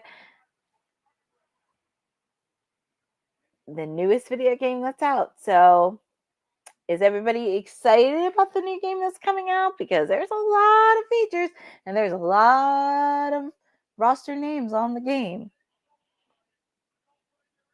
And here comes Michin, and she's paying homage to Brandon Graham. And if you do not know, it's one of the defensive players for the Philadelphia Eagles. Just a quick FYI. They are the reigning Super Bowl champions. This is it, win or lose. This is Mia's third crack at the title. Yeah, exactly. Because, like I said, there's a lot of women that want this title. I would like to see Zelina Vega get a crack at it. I would love to see B-Fab get a crack at it.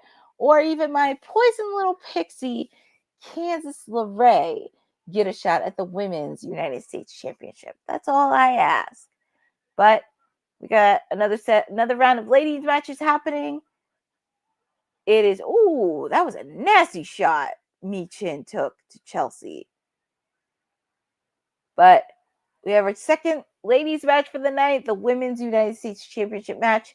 Michin taking on Chelsea Green. And feel free to put in the channel, who do you think is going to win?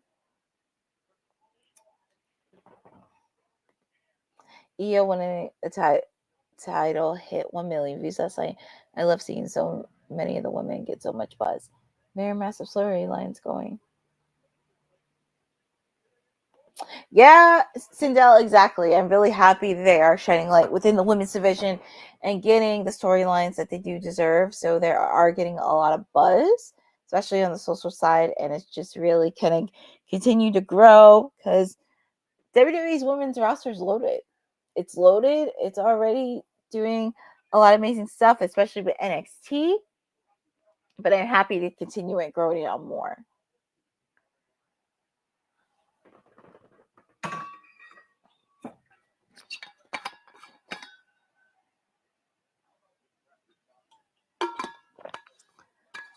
Ooh, nice hit by Chelsea.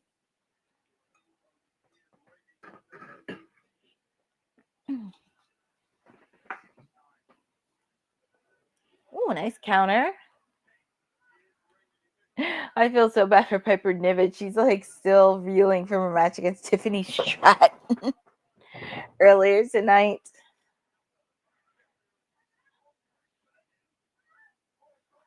Oh my goodness. Michin's biting Chelsea's finger.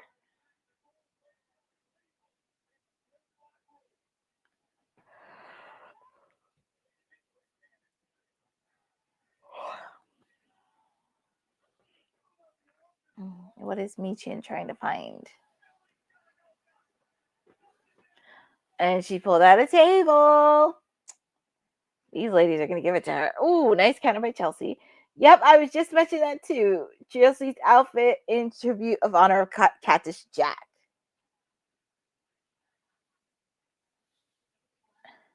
And even though the match is in picture, the match is still going on. So looks like Chelsea's trying to get an upper hand here. I think for Chelsea in this match, she's going to have to unleash her inner Cactus Jack spirit.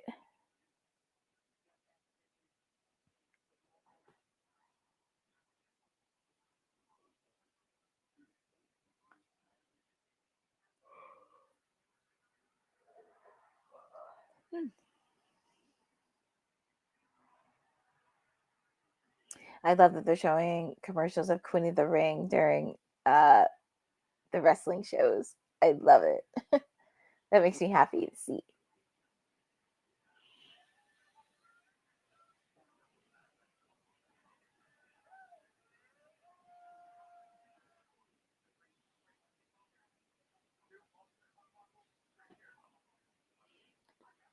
Mia Yim is only the second Korean to have so much time to make. Yeah, I would love for Michin to win. I would love for her to win. It's long overdue, and it is time. It is time.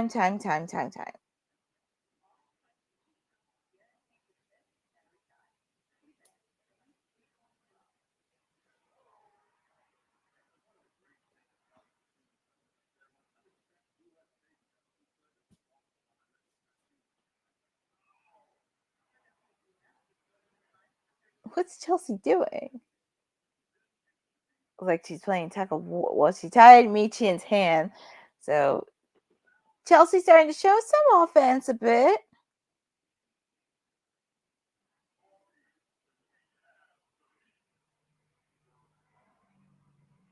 Ooh, hitting Michin on the barricade. That had to hurt.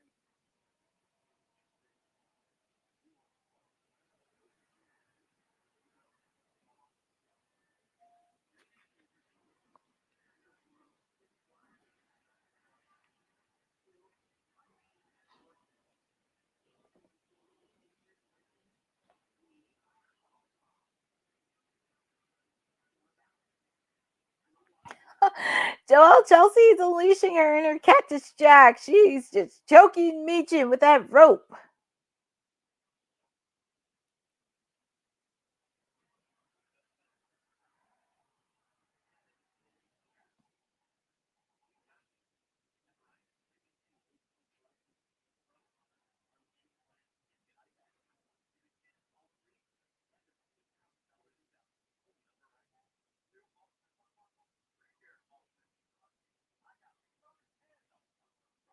Ooh, nasty shot onto Chelsea.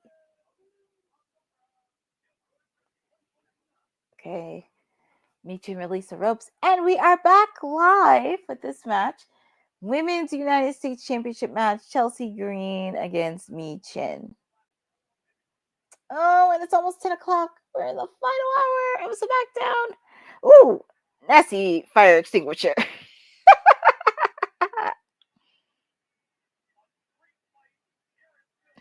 Oh, she hit her with a fire extinguisher.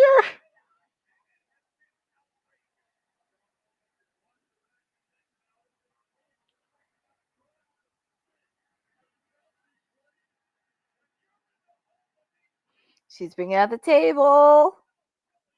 Here comes Piper Niven. Especially doing that after she got pummeled by Tiffany Stratton.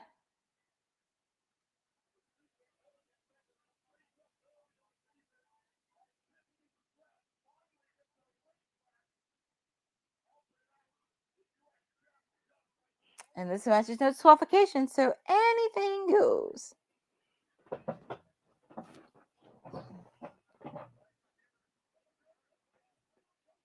Ooh, coast to coast by Chelsea Green. Kick up by Michin.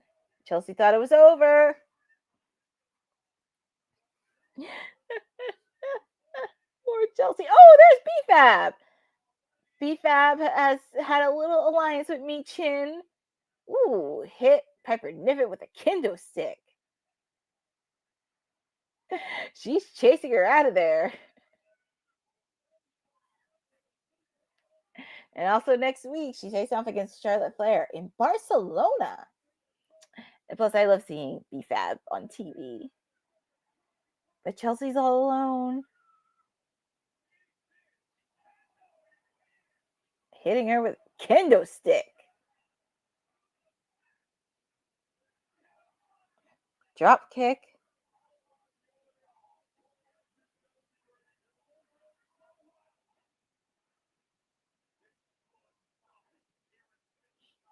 Poor Chelsea.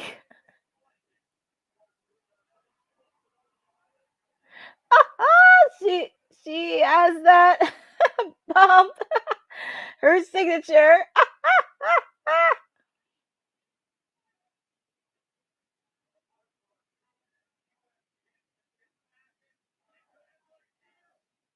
Kick out by Chelsea. Michin thought this was over.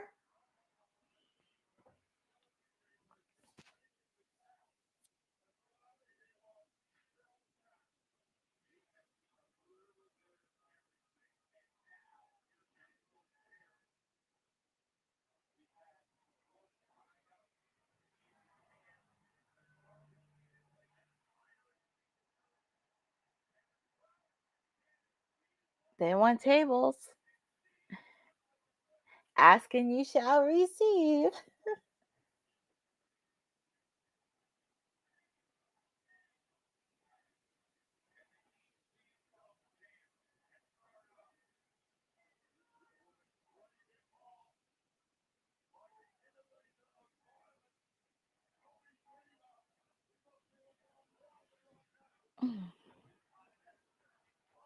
Ooh! Chelsea just came out of nowhere. These ladies are really having a great hard house match. Yup, Papa Honey. I love it, love it, love it when these ladies enter in hardcore matches. And I love that they're getting the proper and amount of time in this match. And it doesn't feel like it's rushed. So I'm happy they're getting as much time as they need. Hold on. Chelsea. Oh my goodness. And the tape. Hey, look. Yeah, it is what it is. For Chelsea. Ooh, it is a street fight. Ooh, this is it. And who's that? Who is that helping Chelsea? Who's that? Alba Fire. Alba Fire helping Chelsea Green. Right on the chair. And what is this really about?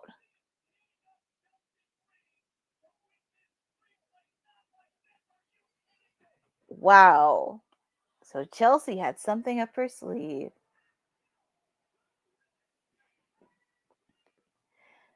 Funny story, Blair Davenport was in talks to be Chelsea's lackey, but she was fired. Now has been reduced to the lackey. Yeah, I mean, I'm very surprised to see this. So Chelsea found a way.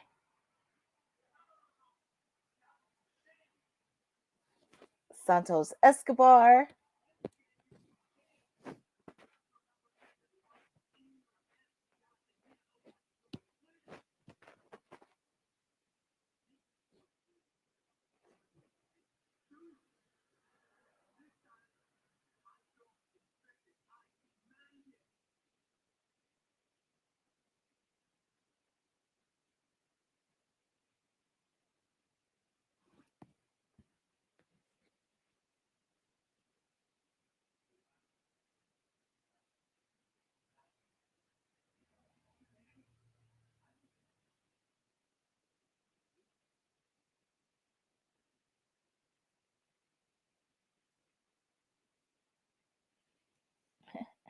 So it looks like Santos has not been happy with Los Garza so far. But we got to see Andrade talking to one of the members saying, why do you have to put up with him so hard? So I think we'll see what happens go. But yeah, Los Garza is losing again, not getting opportunity, and Santos not being happy about that. Lara will be that World Cup champion, and Chelsea is that community champion.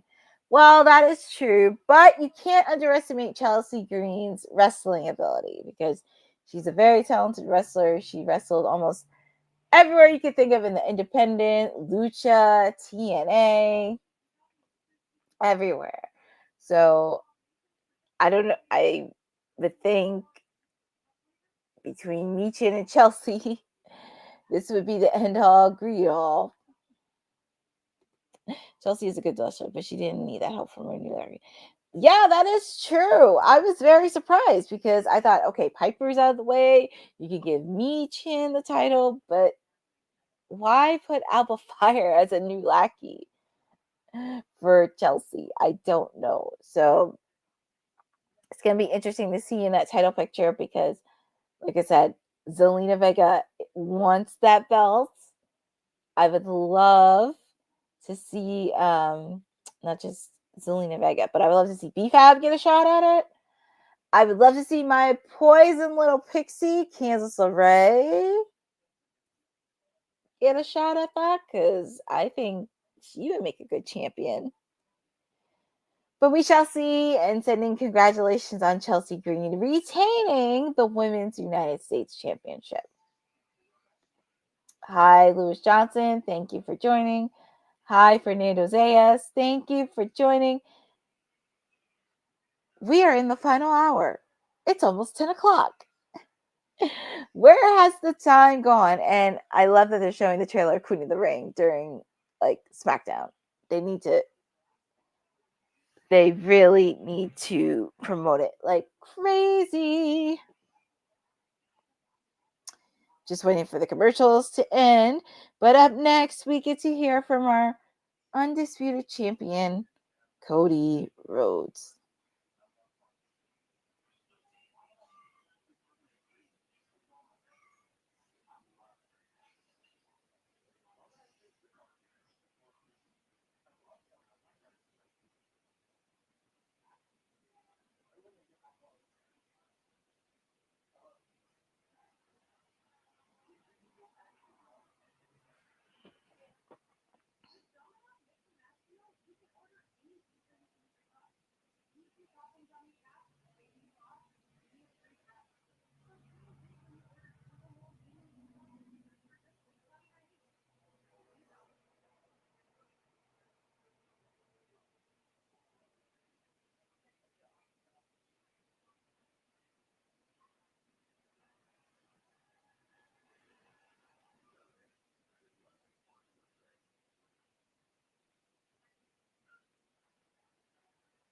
And also news that's happening between UFC, well, actually TKO. So apparently there has been,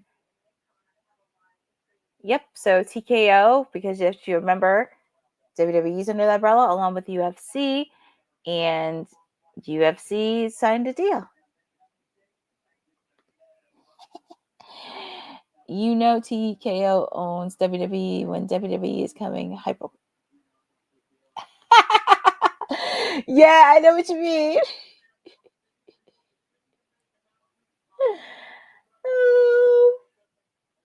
Yeah, there is a lot, especially with Saudi Arabia. And look, they need all the good press that they get, especially with all this bad press that's happening with not just Linda McMahon, but also Dana White as well.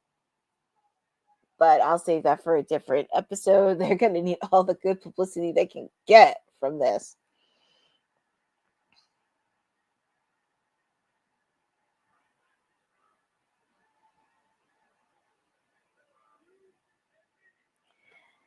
And of course, they've been showing this clip all night. But I guess they wanted to do it just to hype it up a bit. But we're going to hear from our champion.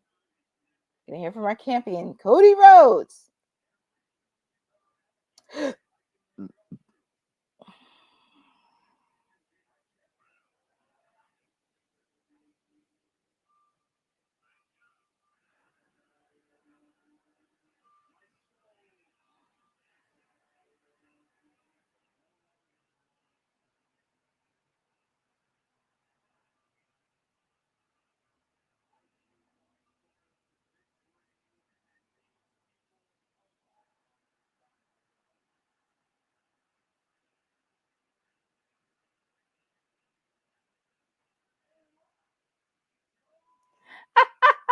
I'll never forget Cody as long as I live. He told him to go F yourself. I need to put that as a clip. I need to get that as a clip. I have to. Cody.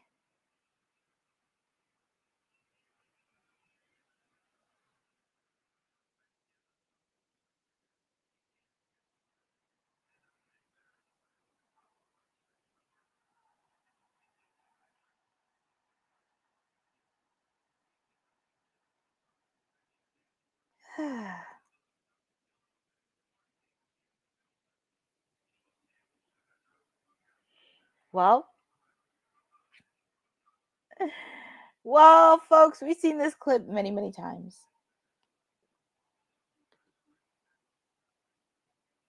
It is shocking because, as I mentioned, a lot of people liked John Cena when he was a babyface. They never expected him to be heel or never seen him during his heel run in the Ruthless Aggression era in 2002, 2003. So a lot of people were fans when John Cena entered the mainstream and was the top guy in WWE. So this is really much a shocker, especially with all these kids that looked up to John for many, many, many, many, many years. And also with the fact, he said it in interviews many times, he wanted to turn heel when he wanted to face off against The Rock the first time in Florida. But that didn't happen because of the previous regime. So I'm happy under the Triple H umbrella, he gets to experience being heel again for the first time since 2002, 2003. And we're going to hear from our champion, Cody Rhodes. And just as that, we are in the final hour of SmackDown. Final hour. Oof. And it looks like, oof. Cody has a nasty shiner in his eye. A nasty little shiner. And he is selling it. And also you can see, like, it looks like he has something regarding his ear. He's selling it because we saw a report floating around thanks to the remarkable Uncle Dave where it mentioned Travis Scott hit him with his ear and his eye. Yep. You know Cody is numb when he isn't doing his usual entrance. There are reports that supposedly the slap from Travis Scott gave Cody a black eye. Yeah. It has been floating around, and as I mentioned, Kylie's baby daddy did not need to be in the ring. You could have let John and The Rock handle that, and that would have been fine. Heck, you could have even had Drake do it a lot more better than Travis Scott. Seriously. Considering the fact Drake is from Toronto, and he was in the stands. But there is our WWE champion. And he's gonna have a lot to say. And I want to see some aggression in him. Like, you got your butt kicked by both The Rock and Cena. So I would like to see a little bit more aggression. They wanted that mainstream. Well, that is true, but they could have did it. That is, I mean, I understand you wanted that mainstream coverage, but he needed to be in there. Heck, I would have been okay if you had Drake in the ring. At least people know who Drake is. I feel like a lot of people don't know who Travis Scott is, but at least they know who Drake is. But that's just me. And we're going to hear from our WWE champion, Cody Rhodes.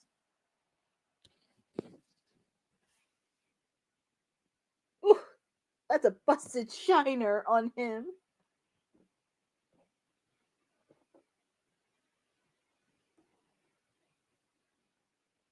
Cena ruined my... There's a sign that says Cena ruined my childhood.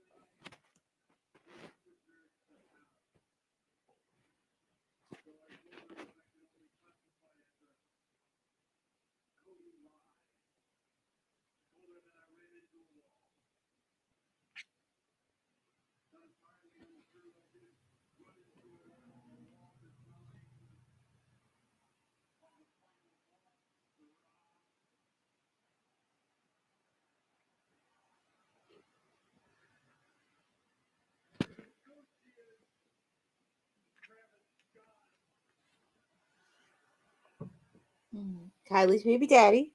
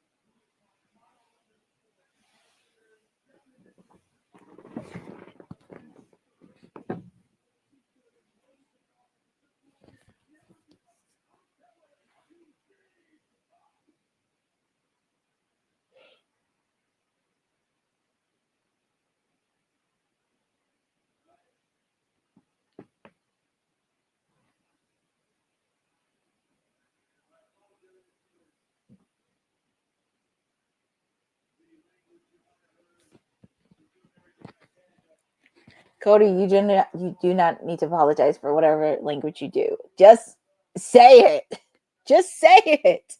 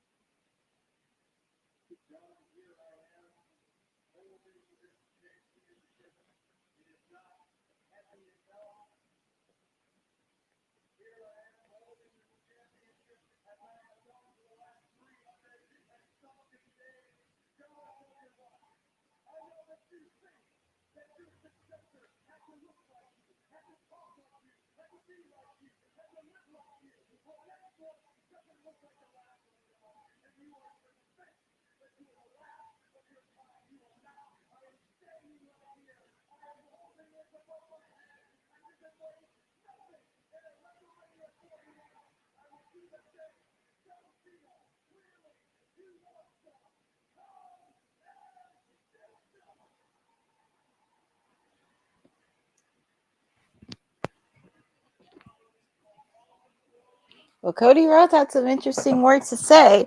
And also, not only Cody had some interesting words, I don't know, has anybody watched what happened on Raw with CM Punk's promo? Because he has some interesting words to say to both The Rock and John Cena, calling them fraud.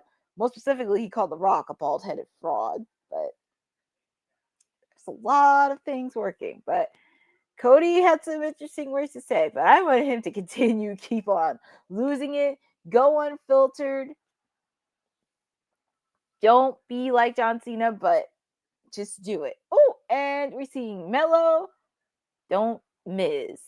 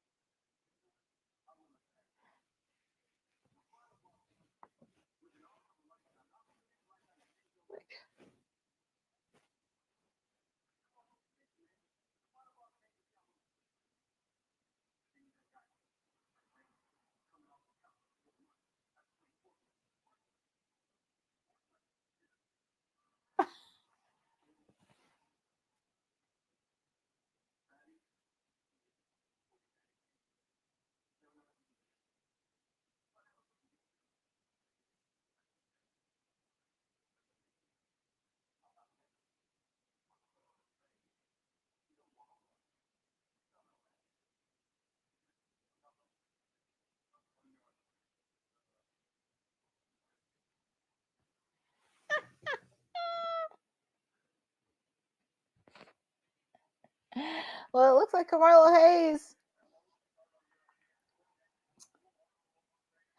Well, it looks like Carmelo Hayes has a match against Randy Orton. Oh boy.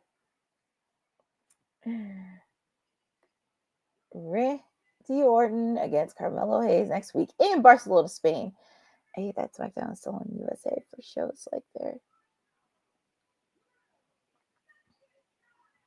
Oh yeah, thank you, Boza, for that, because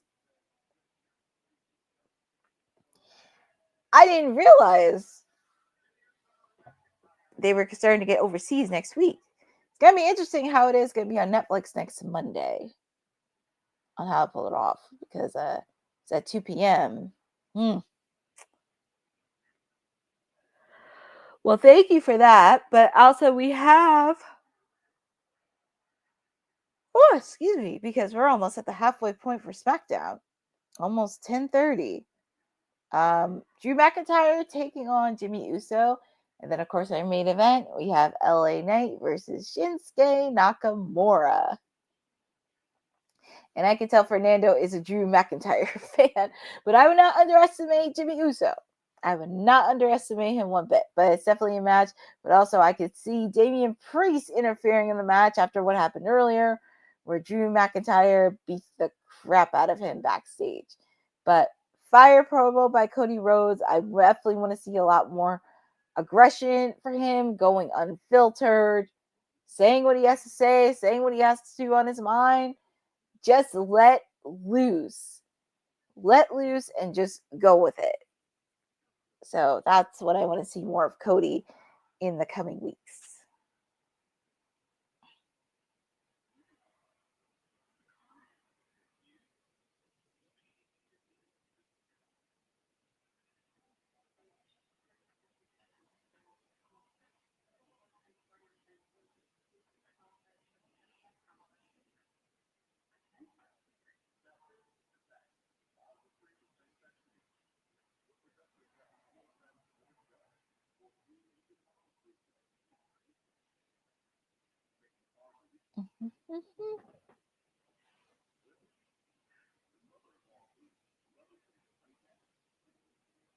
Just waiting for the commercials to come back on, but we're almost the halfway point.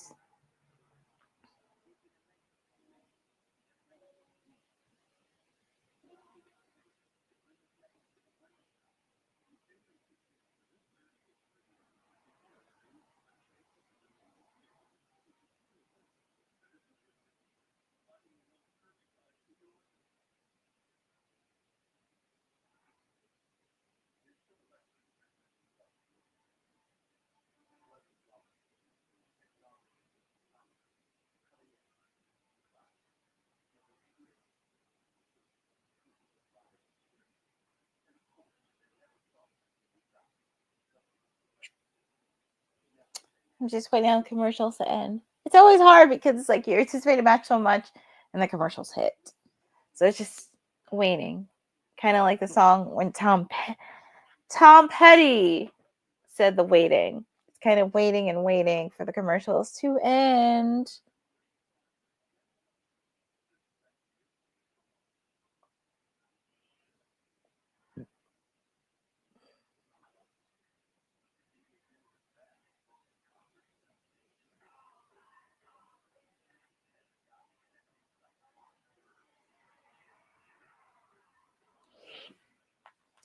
Just almost at the halfway point.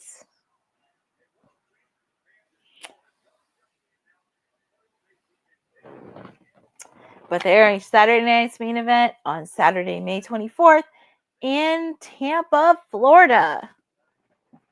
And I think Bosa mentioned this earlier that it's happening the same weekend as Double or Nothing in Arizona. So it's going to be an interesting weekend for wrestling content creators. Oh my God. Yeah, that's going to be an interesting weekend where I don't even know how wrestling content creators are going to do that. But just to let you know, Boza, I will still have to do my watch along for Double or Nothing in Arizona, from Arizona. So, and here we go. Jimmy Uso taking on Drew McIntyre. And also, as I mentioned, Naomi, we get to see Naomi for a bit. And as I mentioned, you know, Naomi's in the film Queen of the Ring. So we did get to see her for a bit. And of course, Jimmy Uso that we got to see, which was really, really cool. Honey actually got a photo with him. And obviously she had to because she's called the sweetest Us. So she had to get somebody from one of the Usos. But I thought it was really cool talking to him for a little bit. And he was very chill, very sweet. Such a cool person. Yeah, I read that. I thought of who covers and Courtney who covers AEW. Like they're both at the same time. Yeah, I mean, that's going to be interesting. But could it possibly we have a Sunday night pay-per-view war that weekend?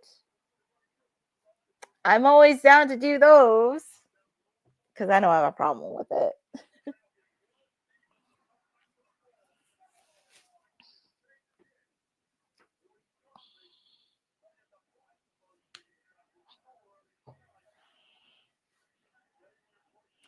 And Drew McIntyre looks like he has the upper hand here.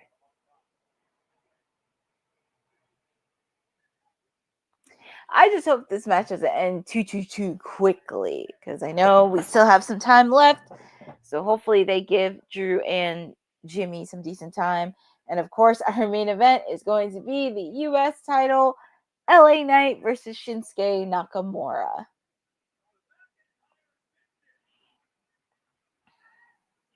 Oh, I can't stand it when they start a match and then a few minutes in, they have to cut through commercial.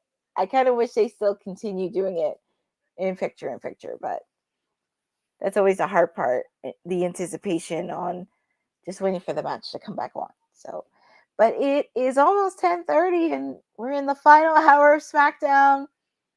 Where has the time gone?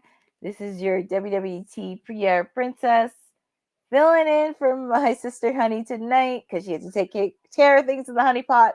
So I'm filling in for the second week in a row, taking you on the fallout from Elimination Chamber. So we're going to go through that. Almost done. Right now, Jimmy Uso and Drew McIntyre are facing off against each other one-on-one. So a lot has happened, but I'm just waiting on these commercials to end. That's the hard part.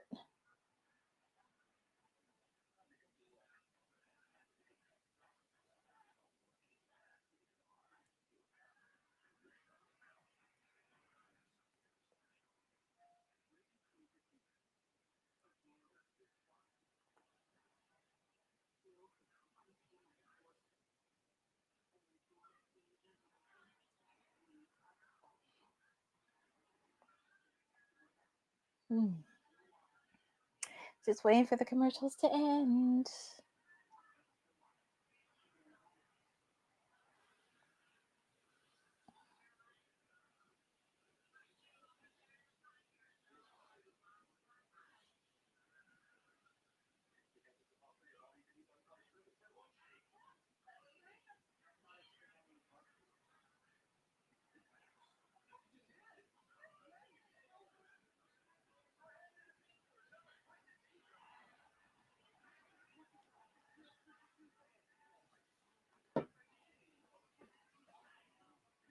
Just waiting for the commercials to end. But I do appreciate all of you for sticking with me on this Friday night edition of SmackDown. It's never easy doing 3 hours of watch along, but 2 hours I can handle, but 3 hours, it's always a bit of a stretch. But I'm almost at the finish line, and then don't go anywhere because we're just going to do a quick post show, not going too crazy, but just going over some of the highlights in there and also figuring out what's next to do as well. So do not go anywhere. We're going to do a quick post show, but after this, we have one more match to get to, and that's the United States title. But I do appreciate everybody sticking with me on this watch along. As I mentioned, it has been a busy week, not just for me, but everywhere over in the WWT land as well. Myself, Honey, our boss lady, and Ced had the chance to do the red carpet for Queen of the Ring. One in New York and one in Los Angeles. And even though I'm still tired, it was definitely an experience I will never forget.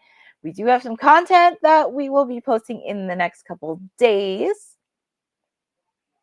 So we definitely want to see how that goes. And I think definitely check out Queen of the Ring. So happy to be all of you. And we are back with Drew McIntyre and Jimmy Uso going one-on-one. And also I can see Damian Priest coming in this match because after what Drew McIntyre did earlier, he attacked him and just doing that. I'm doing pretty good, Takara World. Thank you for asking. It's Friday. I'm happy to be with all of you. It's been a very exhausting and productive week. Not complaining on that, but almost at the halfway point of SmackDown. We're on Drew McIntyre, Jimmy Uso, and it looks like Drew's trying to get the upper hand on this. Looks like he's going to do a suplex on the top rope.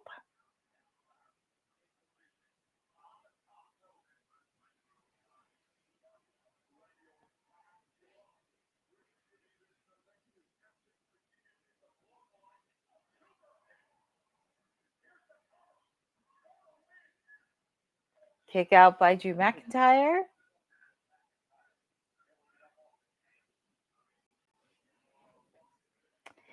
And also, Takari World, to be fair, Jade just came back. So I think, to be fair, I don't want to say it's bad storytelling, but I really would like to let this simmer first. I know with the storyline of who attacked Jade was a bit crazy, but she just came back. And hopefully we get to hear what she says. I know she went to attack Naomi, but I really want to hear what she says. And hopefully by next week we get to hear what she says on her side of the story. So I would not cut loose on this storyline yet. I just want to see how this is going to go. And your winner, I thought I was talking, but your winner of this match is Drew McIntyre. He pinned Jimmy Uso. So congratulations to Drew McIntyre on getting the victory.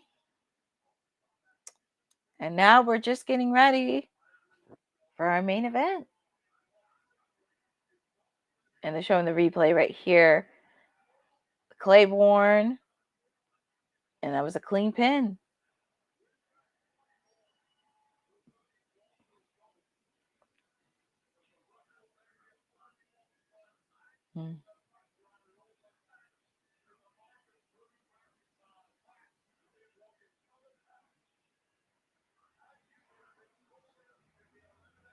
Drew McIntyre is victorious.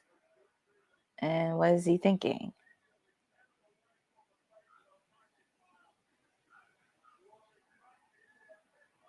It looks like Drew's going. Oh, and here comes Damian Priest attacking the crap out of Drew McIntyre, as I mentioned, of what he did earlier tonight before the start of SmackDown. Drew McIntyre ambushed Damian Priest, and those two are definitely going to have a match at WrestleMania.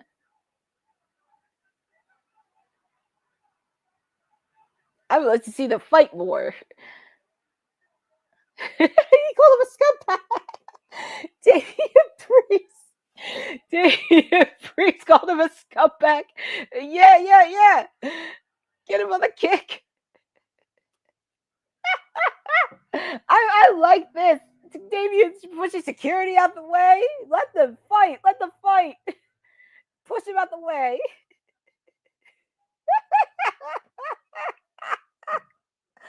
Oh, man. He called him a scumbag. Damian blames Drew for that scumbag. Logan Paul. Well, yeah, that's true.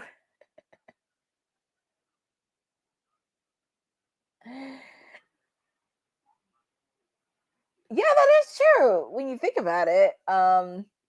This is actually a really solid feud. I know that even though this was under Judgment Day, I did like the feud between him and Gunther, because I feel like for them there was a lot of chemistry with them, and I just wish it would have developed a little bit more.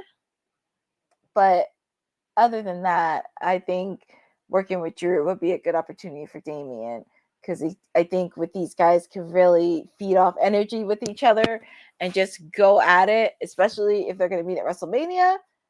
That's also something too. But yeah, I do agree with Damian. Logan Paul is a scumbag. And we get to hear from our United States champion Shinsuke Nakamura doing his promo. Tonight, you will beg for mercy.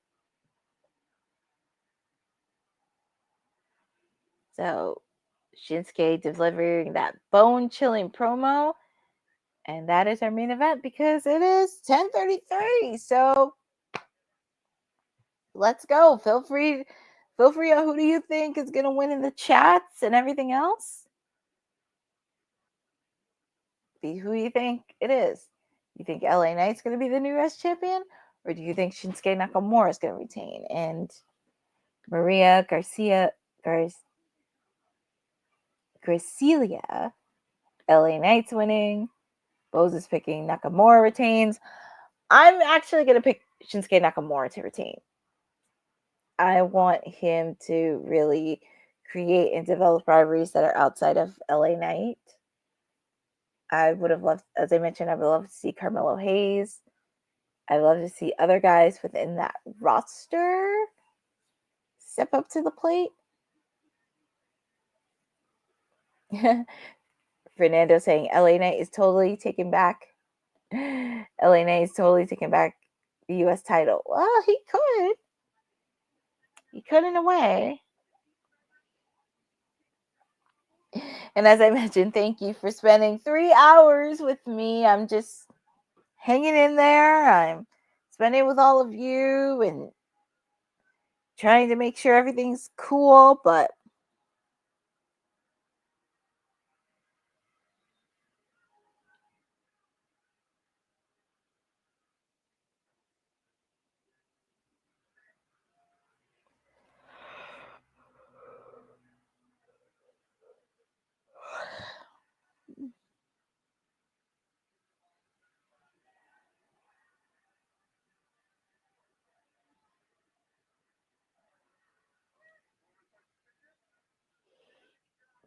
so just waiting for the commercials to come back so we can get our main event started.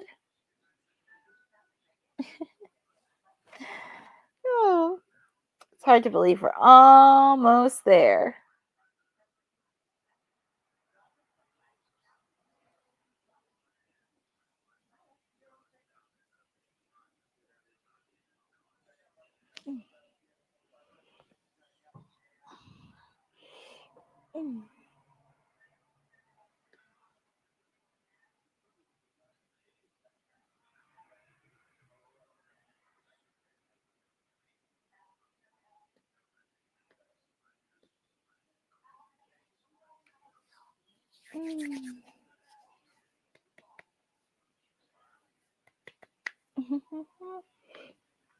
Hi, Dion Kincaid. Thank you for joining on this watch along for SmackDown. And I'm doing okay on this Friday because I get to spend it with all of you. Just waiting for the main event to start. We have a United States title match. LA Knight taking on Shinsuke Nakamura. And it's pretty been a solid episode of SmackDown so far after the fallout from Elimination Chamber. We got to hear some fire and interesting promos from Cody Rhodes and Randy Orton tonight. We also got to see some of the ladies in action on SmackDown. We got to see the women's champ Tiffany Stratton taking on Piper Niven. Also, Chelsea Green defending her women's United States Championship against Michin in a Philly street fight. And also, of course, we get to see Mayhem from the roster. And I do like this promo from the Street Profits. I just love it.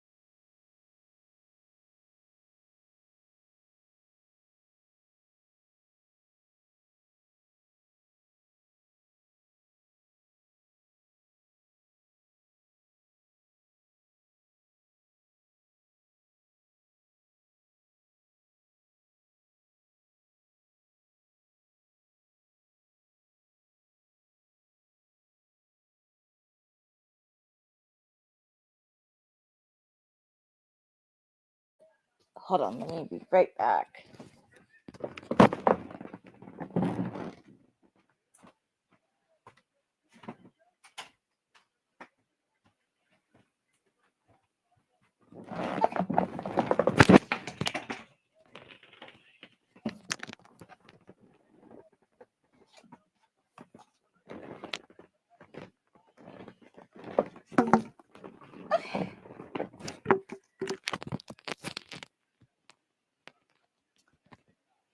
Oh, okay, I had to take care of that.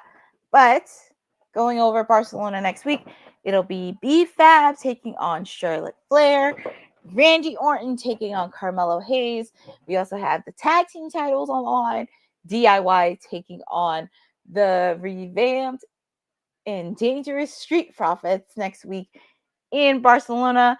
Also, we're going to have Miss TV back with its special guest, Cody Rhodes. And I can imagine how this is going to go because I'm pretty sure they're still going to be talking about the heel turn with John Cena. So we shall see. And we are now into our main event with LA Knight, or as R-Truth calls them, Louisiana nights. I just still can't get over that.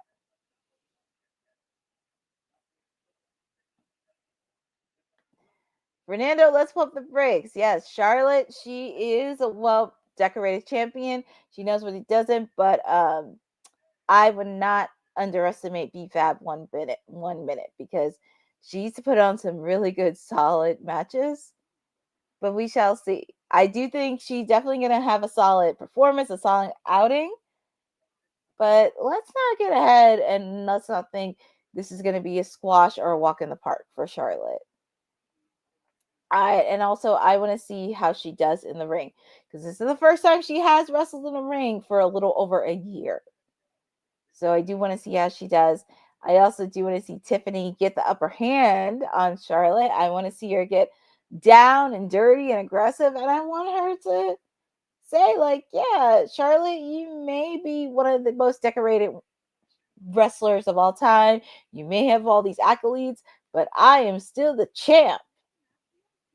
And there's nothing you can do to say. So I want to see a lot of aggressive and aggression from Tiffany. That's what I want to see her do as champion.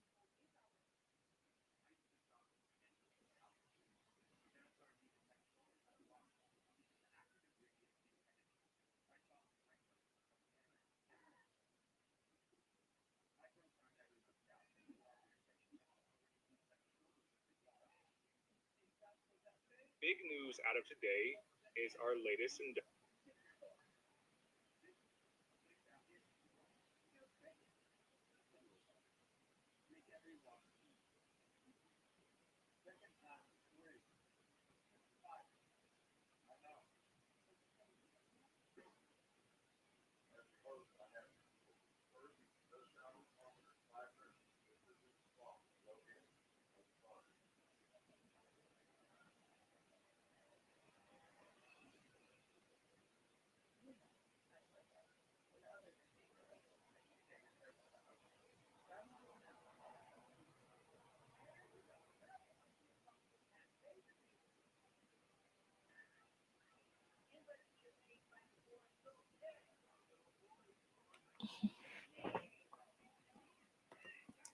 It's funny that Cena turns heel, and who knows when he'll be on SmackDown.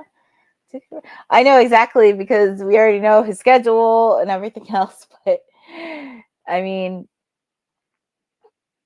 it's interesting that he's turned heel, and we don't even know when he's going to be on SmackDown. But I would not be shocked, and I wouldn't be shocked if he did like some promos or vignettes to kind of really build it up, because I know with his schedule it's a little bit interesting, but I wouldn't mind seeing him do some promos and vignettes.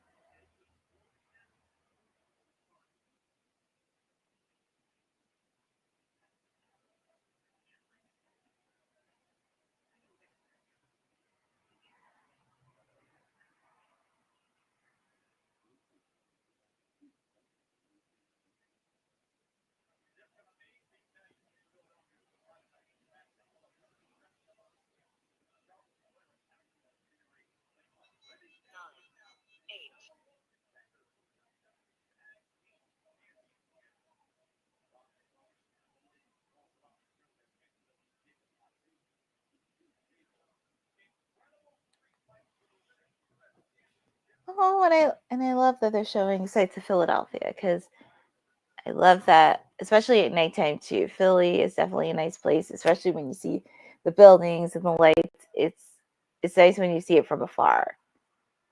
But we're getting ready for our main event. LA Knight versus Shinsuke Nakamura for the United States title. And there's 15 minutes left of SmackDown. So hopefully this is a good solid match between these two. And here comes Shinsuke.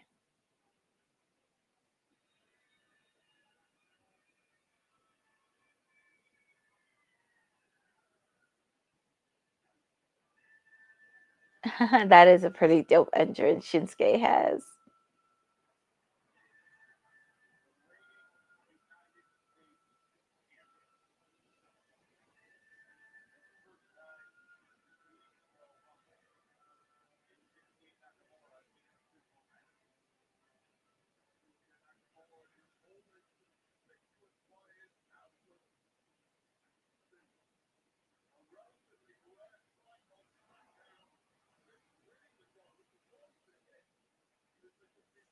I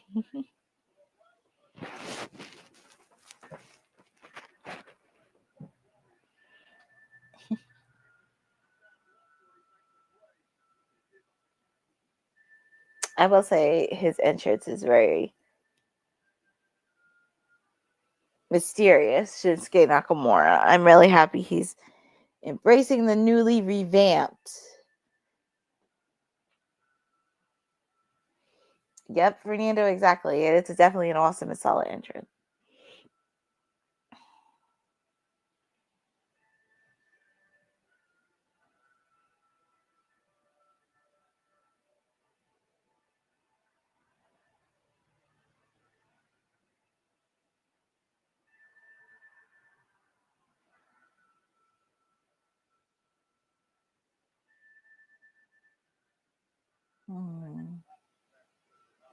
Look at those deadly eyes by Shinsuke.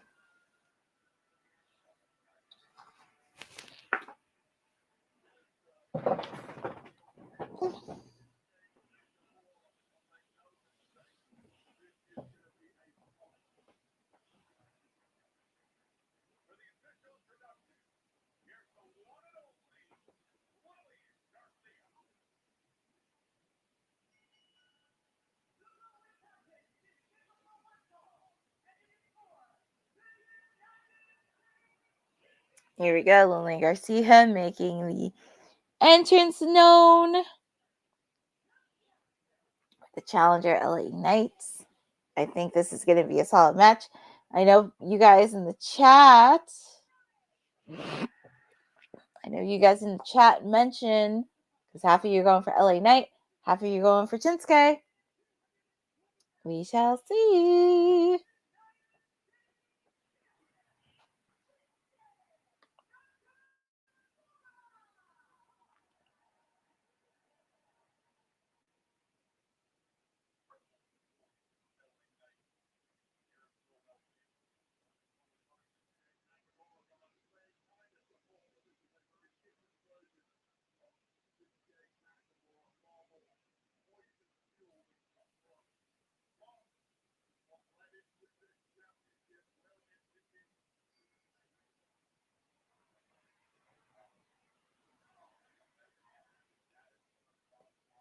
And here we go. It's our main event. Shinsuke Nakamura taking on LA Knight, and you're at 10:49. So you better hope this match is good and able to sell.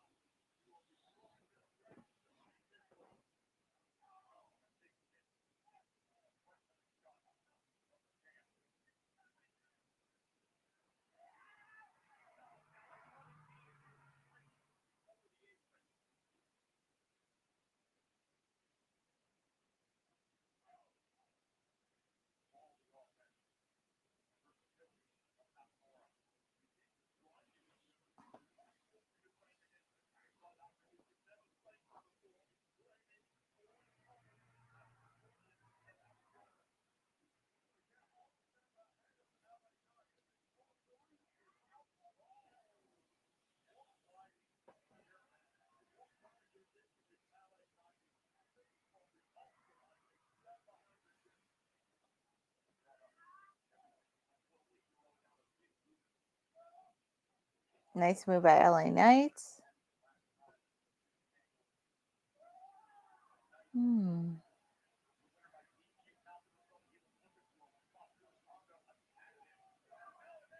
you have 10 minutes left, so hopefully they put on the best 10 minutes as they can. But LA Knight has the upper hand here, and he's coming for Shinsuke. And also, I'm happy, even though it's in picture, the match is still going on.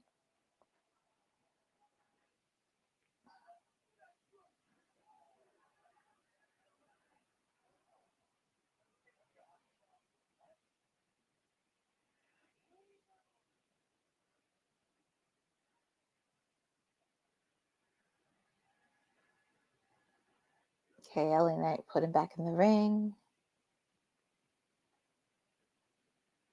Nice counter by Shinsuke.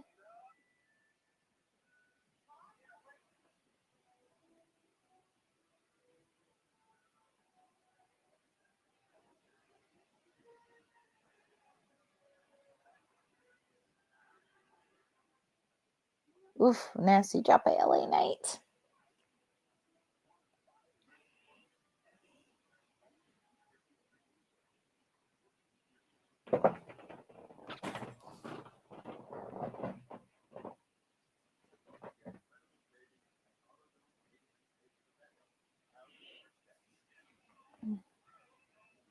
And Shinsuke has the upper hand here.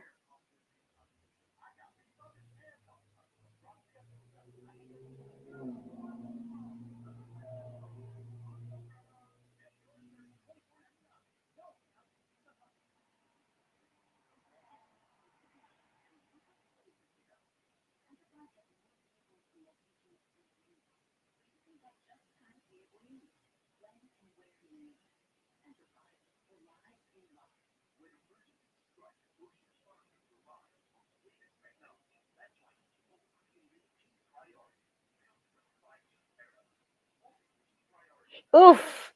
LA Knight hits, got a taste of steel steps. Got a taste of it. Ooh.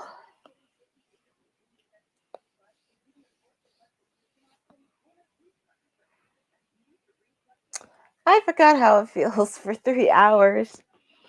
But the time has gone quick with all of you, and I wouldn't change it for the world. But oof. I'm going to be very honest. I'll be happy when SmackDown goes back to 2 hours in June.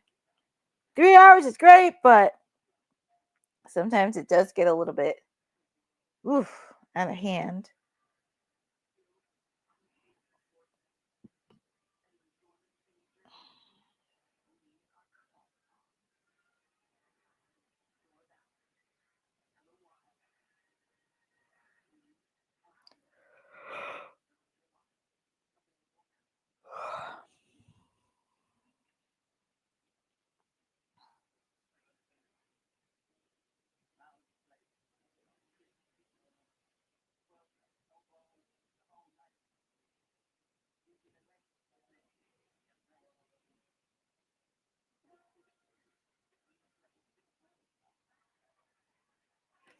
And we are back live on SmackDown. Our main event, the United States title, Shinsuke Nakamura taking on LA Knight.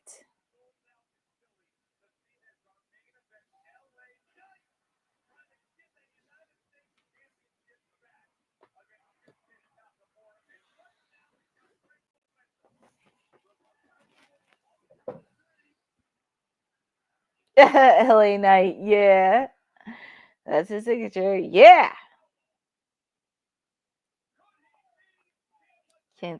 Kick out by Shinsuke. And they have close to 6 minutes, 5 minutes left to ending.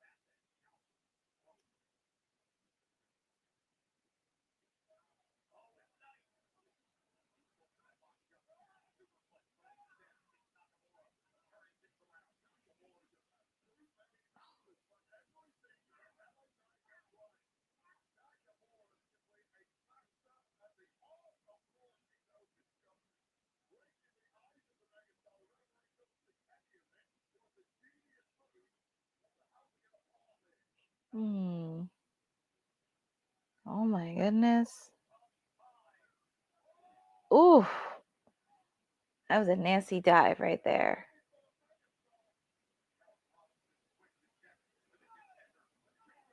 Kick out by LA Knight. You got less than 4 minutes.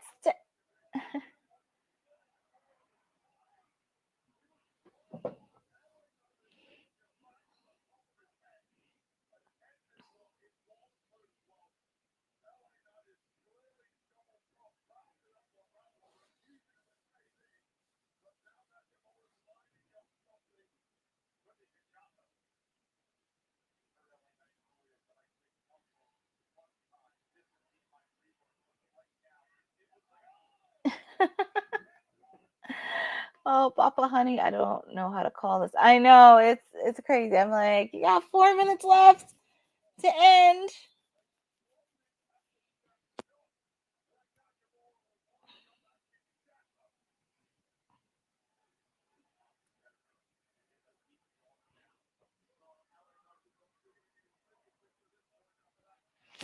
It's okay.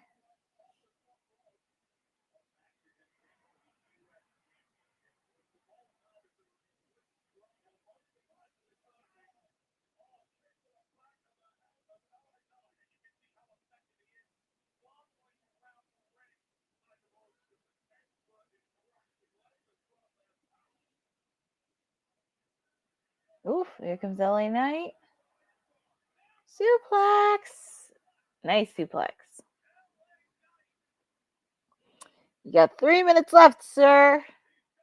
Gentlemen, you got 3 minutes left. LA Knight. Yeah. And it's so funny. Around this time last year at WrestleMania, who's faced off against AJ Styles, LA Knight.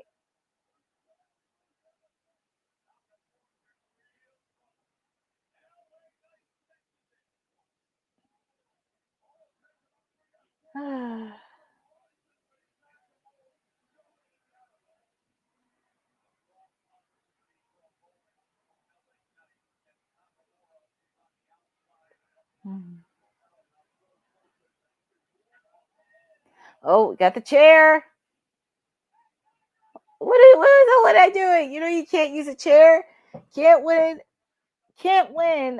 on a title change by disqualification. Can't do that. But Shinsuke has a chair.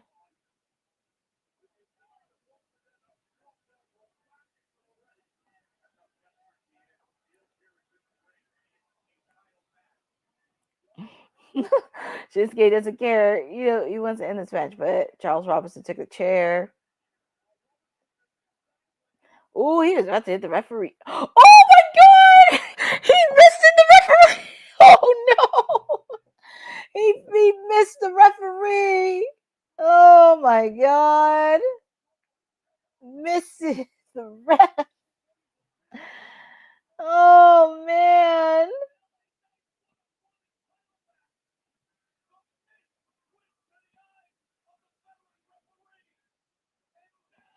Wow. Oh my goodness. Well, there's no referee because you missed it him in the face.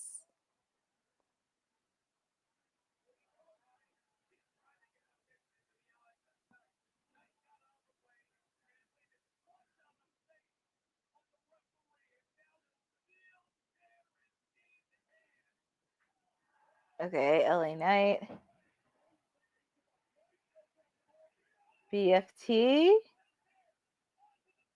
There's a referee. Where's the ref? Where's the referee? 2, 3. And your winner and new U.S. champion LA Knight. I mean, it was a good win for him, but I wish the match did last a little bit longer. Nothing against LA Knight, but it's a good win for him. I like LA Knight. Now, and I know they had to end this quickly because it's 11 o'clock, but, well, congratulations to LA Knight. Hopefully with Charles Robinson, he got missed in the face. Oh my goodness. Well, that was an interesting turn. Just like that, we have a new.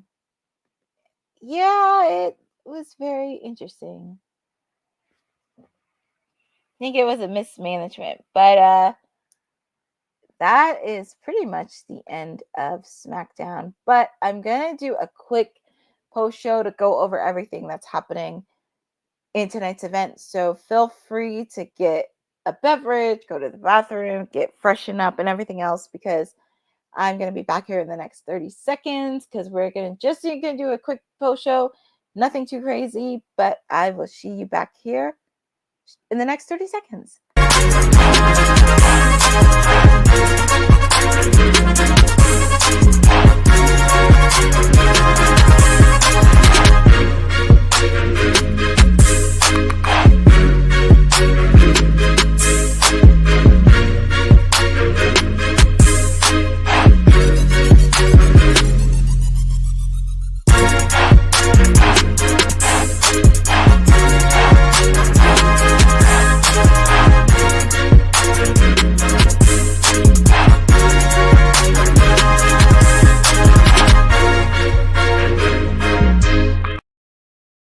So,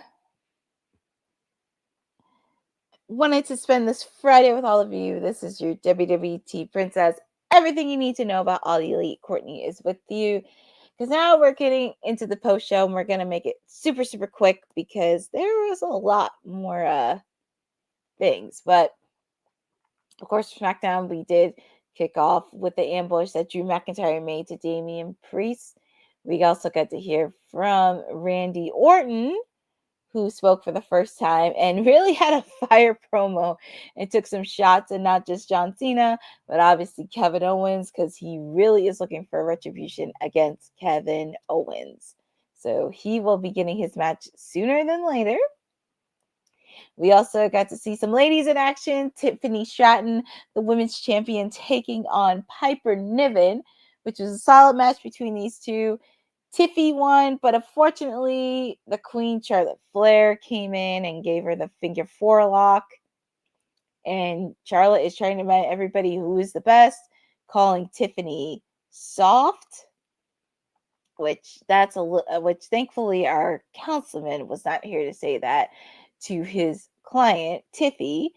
But B-Fab stepped up to the plate and wants to face off against Charlotte because she was, but B-Fab, she stepped up to the plate. She wants to face off against Charlotte because I would like to see Charlotte wrestle right before her match at WrestleMania. And also, I would like to see Tiffany Stratton get a little bit aggressive and assertive. I would like to see her get aggressive and assertive in the coming weeks because Tiffy, you're the champ. Charlotte may have all the accolades. She may have done this. She may have done everything else. But Tiffy, you're the champ. You need to really show her, look, I am not a child. I am not trying to be soft. I am the champion. And you're not going to disrespect me that way. So that's what I want to see from Tiffany Stratton. So, of course, we head into that. We also got to see some tag team action. A lot of mayhem in the tag team division. We got to see the Motor City Machine Guns versus Los Garzas versus Pretty Deadly. It was definitely a solid match between all three of these teams. And the tag team division in SmackDown is heating up. Well, Fernando, just to be fair, not getting taught a lesson. If I were Charlotte, I would not underestimate B-Fab at all because B-Fab has definitely shown a lot of wrestling ability improvement, especially when she was in that tournament for the Women's United States title. I would not underestimate her one bit. So if I were Charlotte, I better not think of this as an easy win. And B-Fab is going to give everything that she can next week. So do not underestimate her. But focusing back on the tag teams, definitely a lot of mayhem between all three of them. And your winner came out with Pretty Deadly, getting a win, a signature win, which they should. So whoever wins this is one step closer to a tag team title match opportunity, as Nick Aldis announced. It will be DIY taking on the Street Profits next week in Barcelona, Spain. So we get to see that. We also get to see an appearance from Mello Don't Miz, where Randy Orton will be taking on Carmelo Hayes next week in Barcelona. We also get to hear Miz TV will be back next week, and we'll have WWE Undisputed Champion Cody Rhodes on there next week. So definitely a lot of action to go there. But going back to SmackDown, we got to hear, well, actually, let me back up for a minute. We got to see Chelsea Green taking on Mi Chin for the Women's United States Championship match in a street fight. We thought Mi Chin was going to win because B-Fab came in and took out Piper Niven, but Alba Fire came in. And that was really a strange and odd situation because normally I would see this from Piper, but Chelsea doesn't need a lot of lackeys. So I don't know where this is going to go. We already know that Zelina Vega is gunning for her Women's United States Championship. So this is going to be very interesting with a new lackey with Alba Fire jumping into this. I'm curious on where this is going to go. I don't want to put an axe in yet, but let's see. Let's see where this is going to go. But it was a solid match between Chelsea and Michin. It was definitely a solid match between both of these ladies, especially in a hardcore match. So kudos to them. We also got to hear from the WWE champion, Cody Rhodes. He had a lot to say regarding what happened at Elimination Chamber, which that's been the ongoing trend that's happening this past week. Cody had a lot to say, and he showed a little bit of aggressiveness in him. This is what I want to see from Cody. Bring out that aggressive side. Like, go unfiltered. Say whatever you want. Look at the way that CM Punk did it on Monday. Similar to the way that CM Punk said it. Like, go all out. Be unfiltered. Just roll with it. So this is a side I would like to see from Cody, and he can pull it off. So we'll see on that. We also got to see Bianca Belair and Naomi, and we found out who the culprit was that attacked Jade. And Naomi confessed she did it because she was concerned, actually I would say jealous, from Jade getting the spotlight away from Bianca, because we know Bianca is one of the most beloved superstars in the game, having that mainstream appeal, charisma, and saying Jade was holding her back. Interesting. And then Jade came out. She stared down at Bianca, but she wanted a piece of Naomi, and there was a lot. And jealousy is an ugly trait. But I feel like there's a lot more to this that we don't know, because of course Naomi did do it, but I don't know how this is going to work with Jade and Bianca, especially with the fact that Bianca has a match with Io Sky at WrestleMania, and I'm sure Rhea is probably going to use this as a tactic on Monday. So we shall see on that, but we now know who did it. It's Naomi. And even here on WWT Live, we've been speculating this for the last couple months. We thought it was Bianca. We thought it was Naomi. We thought it was the both of them. But there's a lot more to the story. And I want to hear what Jade has to say on her side of the story. So hopefully we get it sometime within the next week or so. So we shall see on that. We also got to see Drew McIntyre taking on Jimmy Uso. It was definitely a solid match between these two. I just felt it was a little bit quick, but I guess because of mismanagement on time and time constraint, that would be something else. But the winner was Drew McIntyre, and we got to see Damian Priest attack Drew McIntyre as what happened earlier when McIntyre ambushed him backstage. So calling Drew McIntyre a scumbag. That's hilarious. But trust me, those two were definitely going to have a match at WrestleMania, and can't wait. Looking forward to see how this is going to develop. Then we go to our main event. Shinsuke Nakamura, LA Knight for the United States Championship match. I did feel this match was a little bit rushed because I felt like it could have been a little bit longer, because there was a lot of layers and elements to this match. And if you saw towards the end, Shinsuke Nakamura misted one of the referees, and LA Knight took advantage on that. He had the BFT, and he is your new United States champion.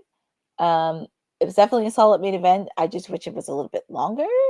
So I'm very happy to see that it's definitely getting that vibe out instead. And also, one more match I forgot to mention. Solo Sikoa versus Braun Strowman, where we got to see them one-on-one. Of course, we saw the Tonga brothers come out and try to take out Braun Strowman, but we get to see Jacob Fatu and Braun Strowman lock eyes again.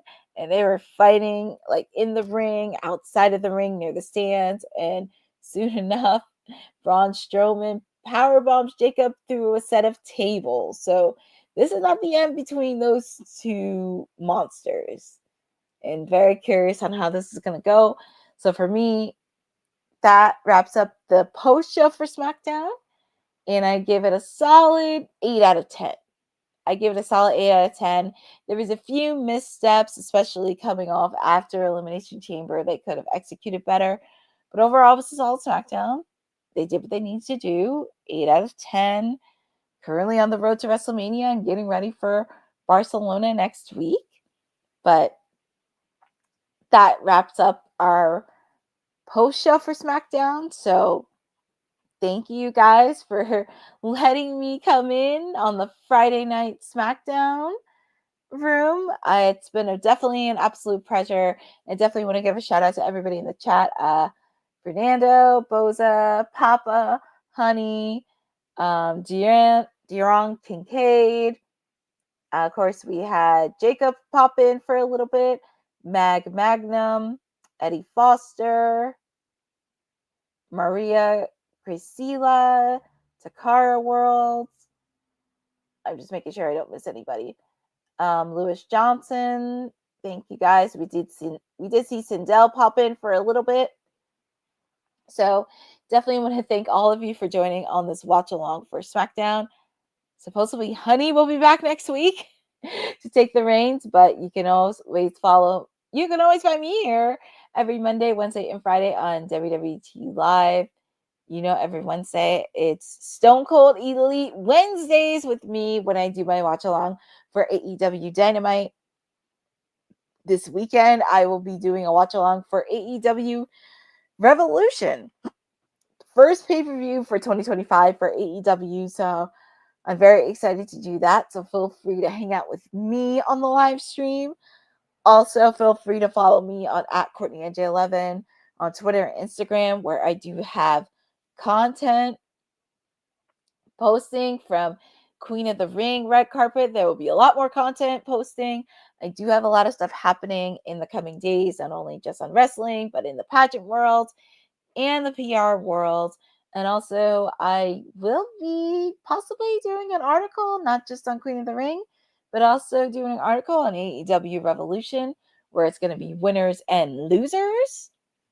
But that'll happen after Revolution's over. But it has been a pleasure with all of you on this Friday night edition. Like I said, Honey will be back next week.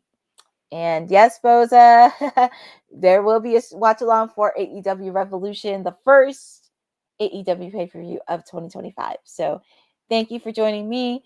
This is your WWT princess and everything you need to know, all things elite. Courtney, I am with you. And you are watching Women's Wrestling Talk, the #1 women's wrestling network on the planet. Have a good evening. Be safe, and I will see you on Sunday. Thanks for joining WWT. Don't forget to like us on all social media platforms at WWTalkpod. Like and subscribe on all video and audio platforms, like yesterday, my G. And check out our website at www talkpod.com. Thanks for watching Women's Wrestling Talk, the #1 women's wrestling network on the planet.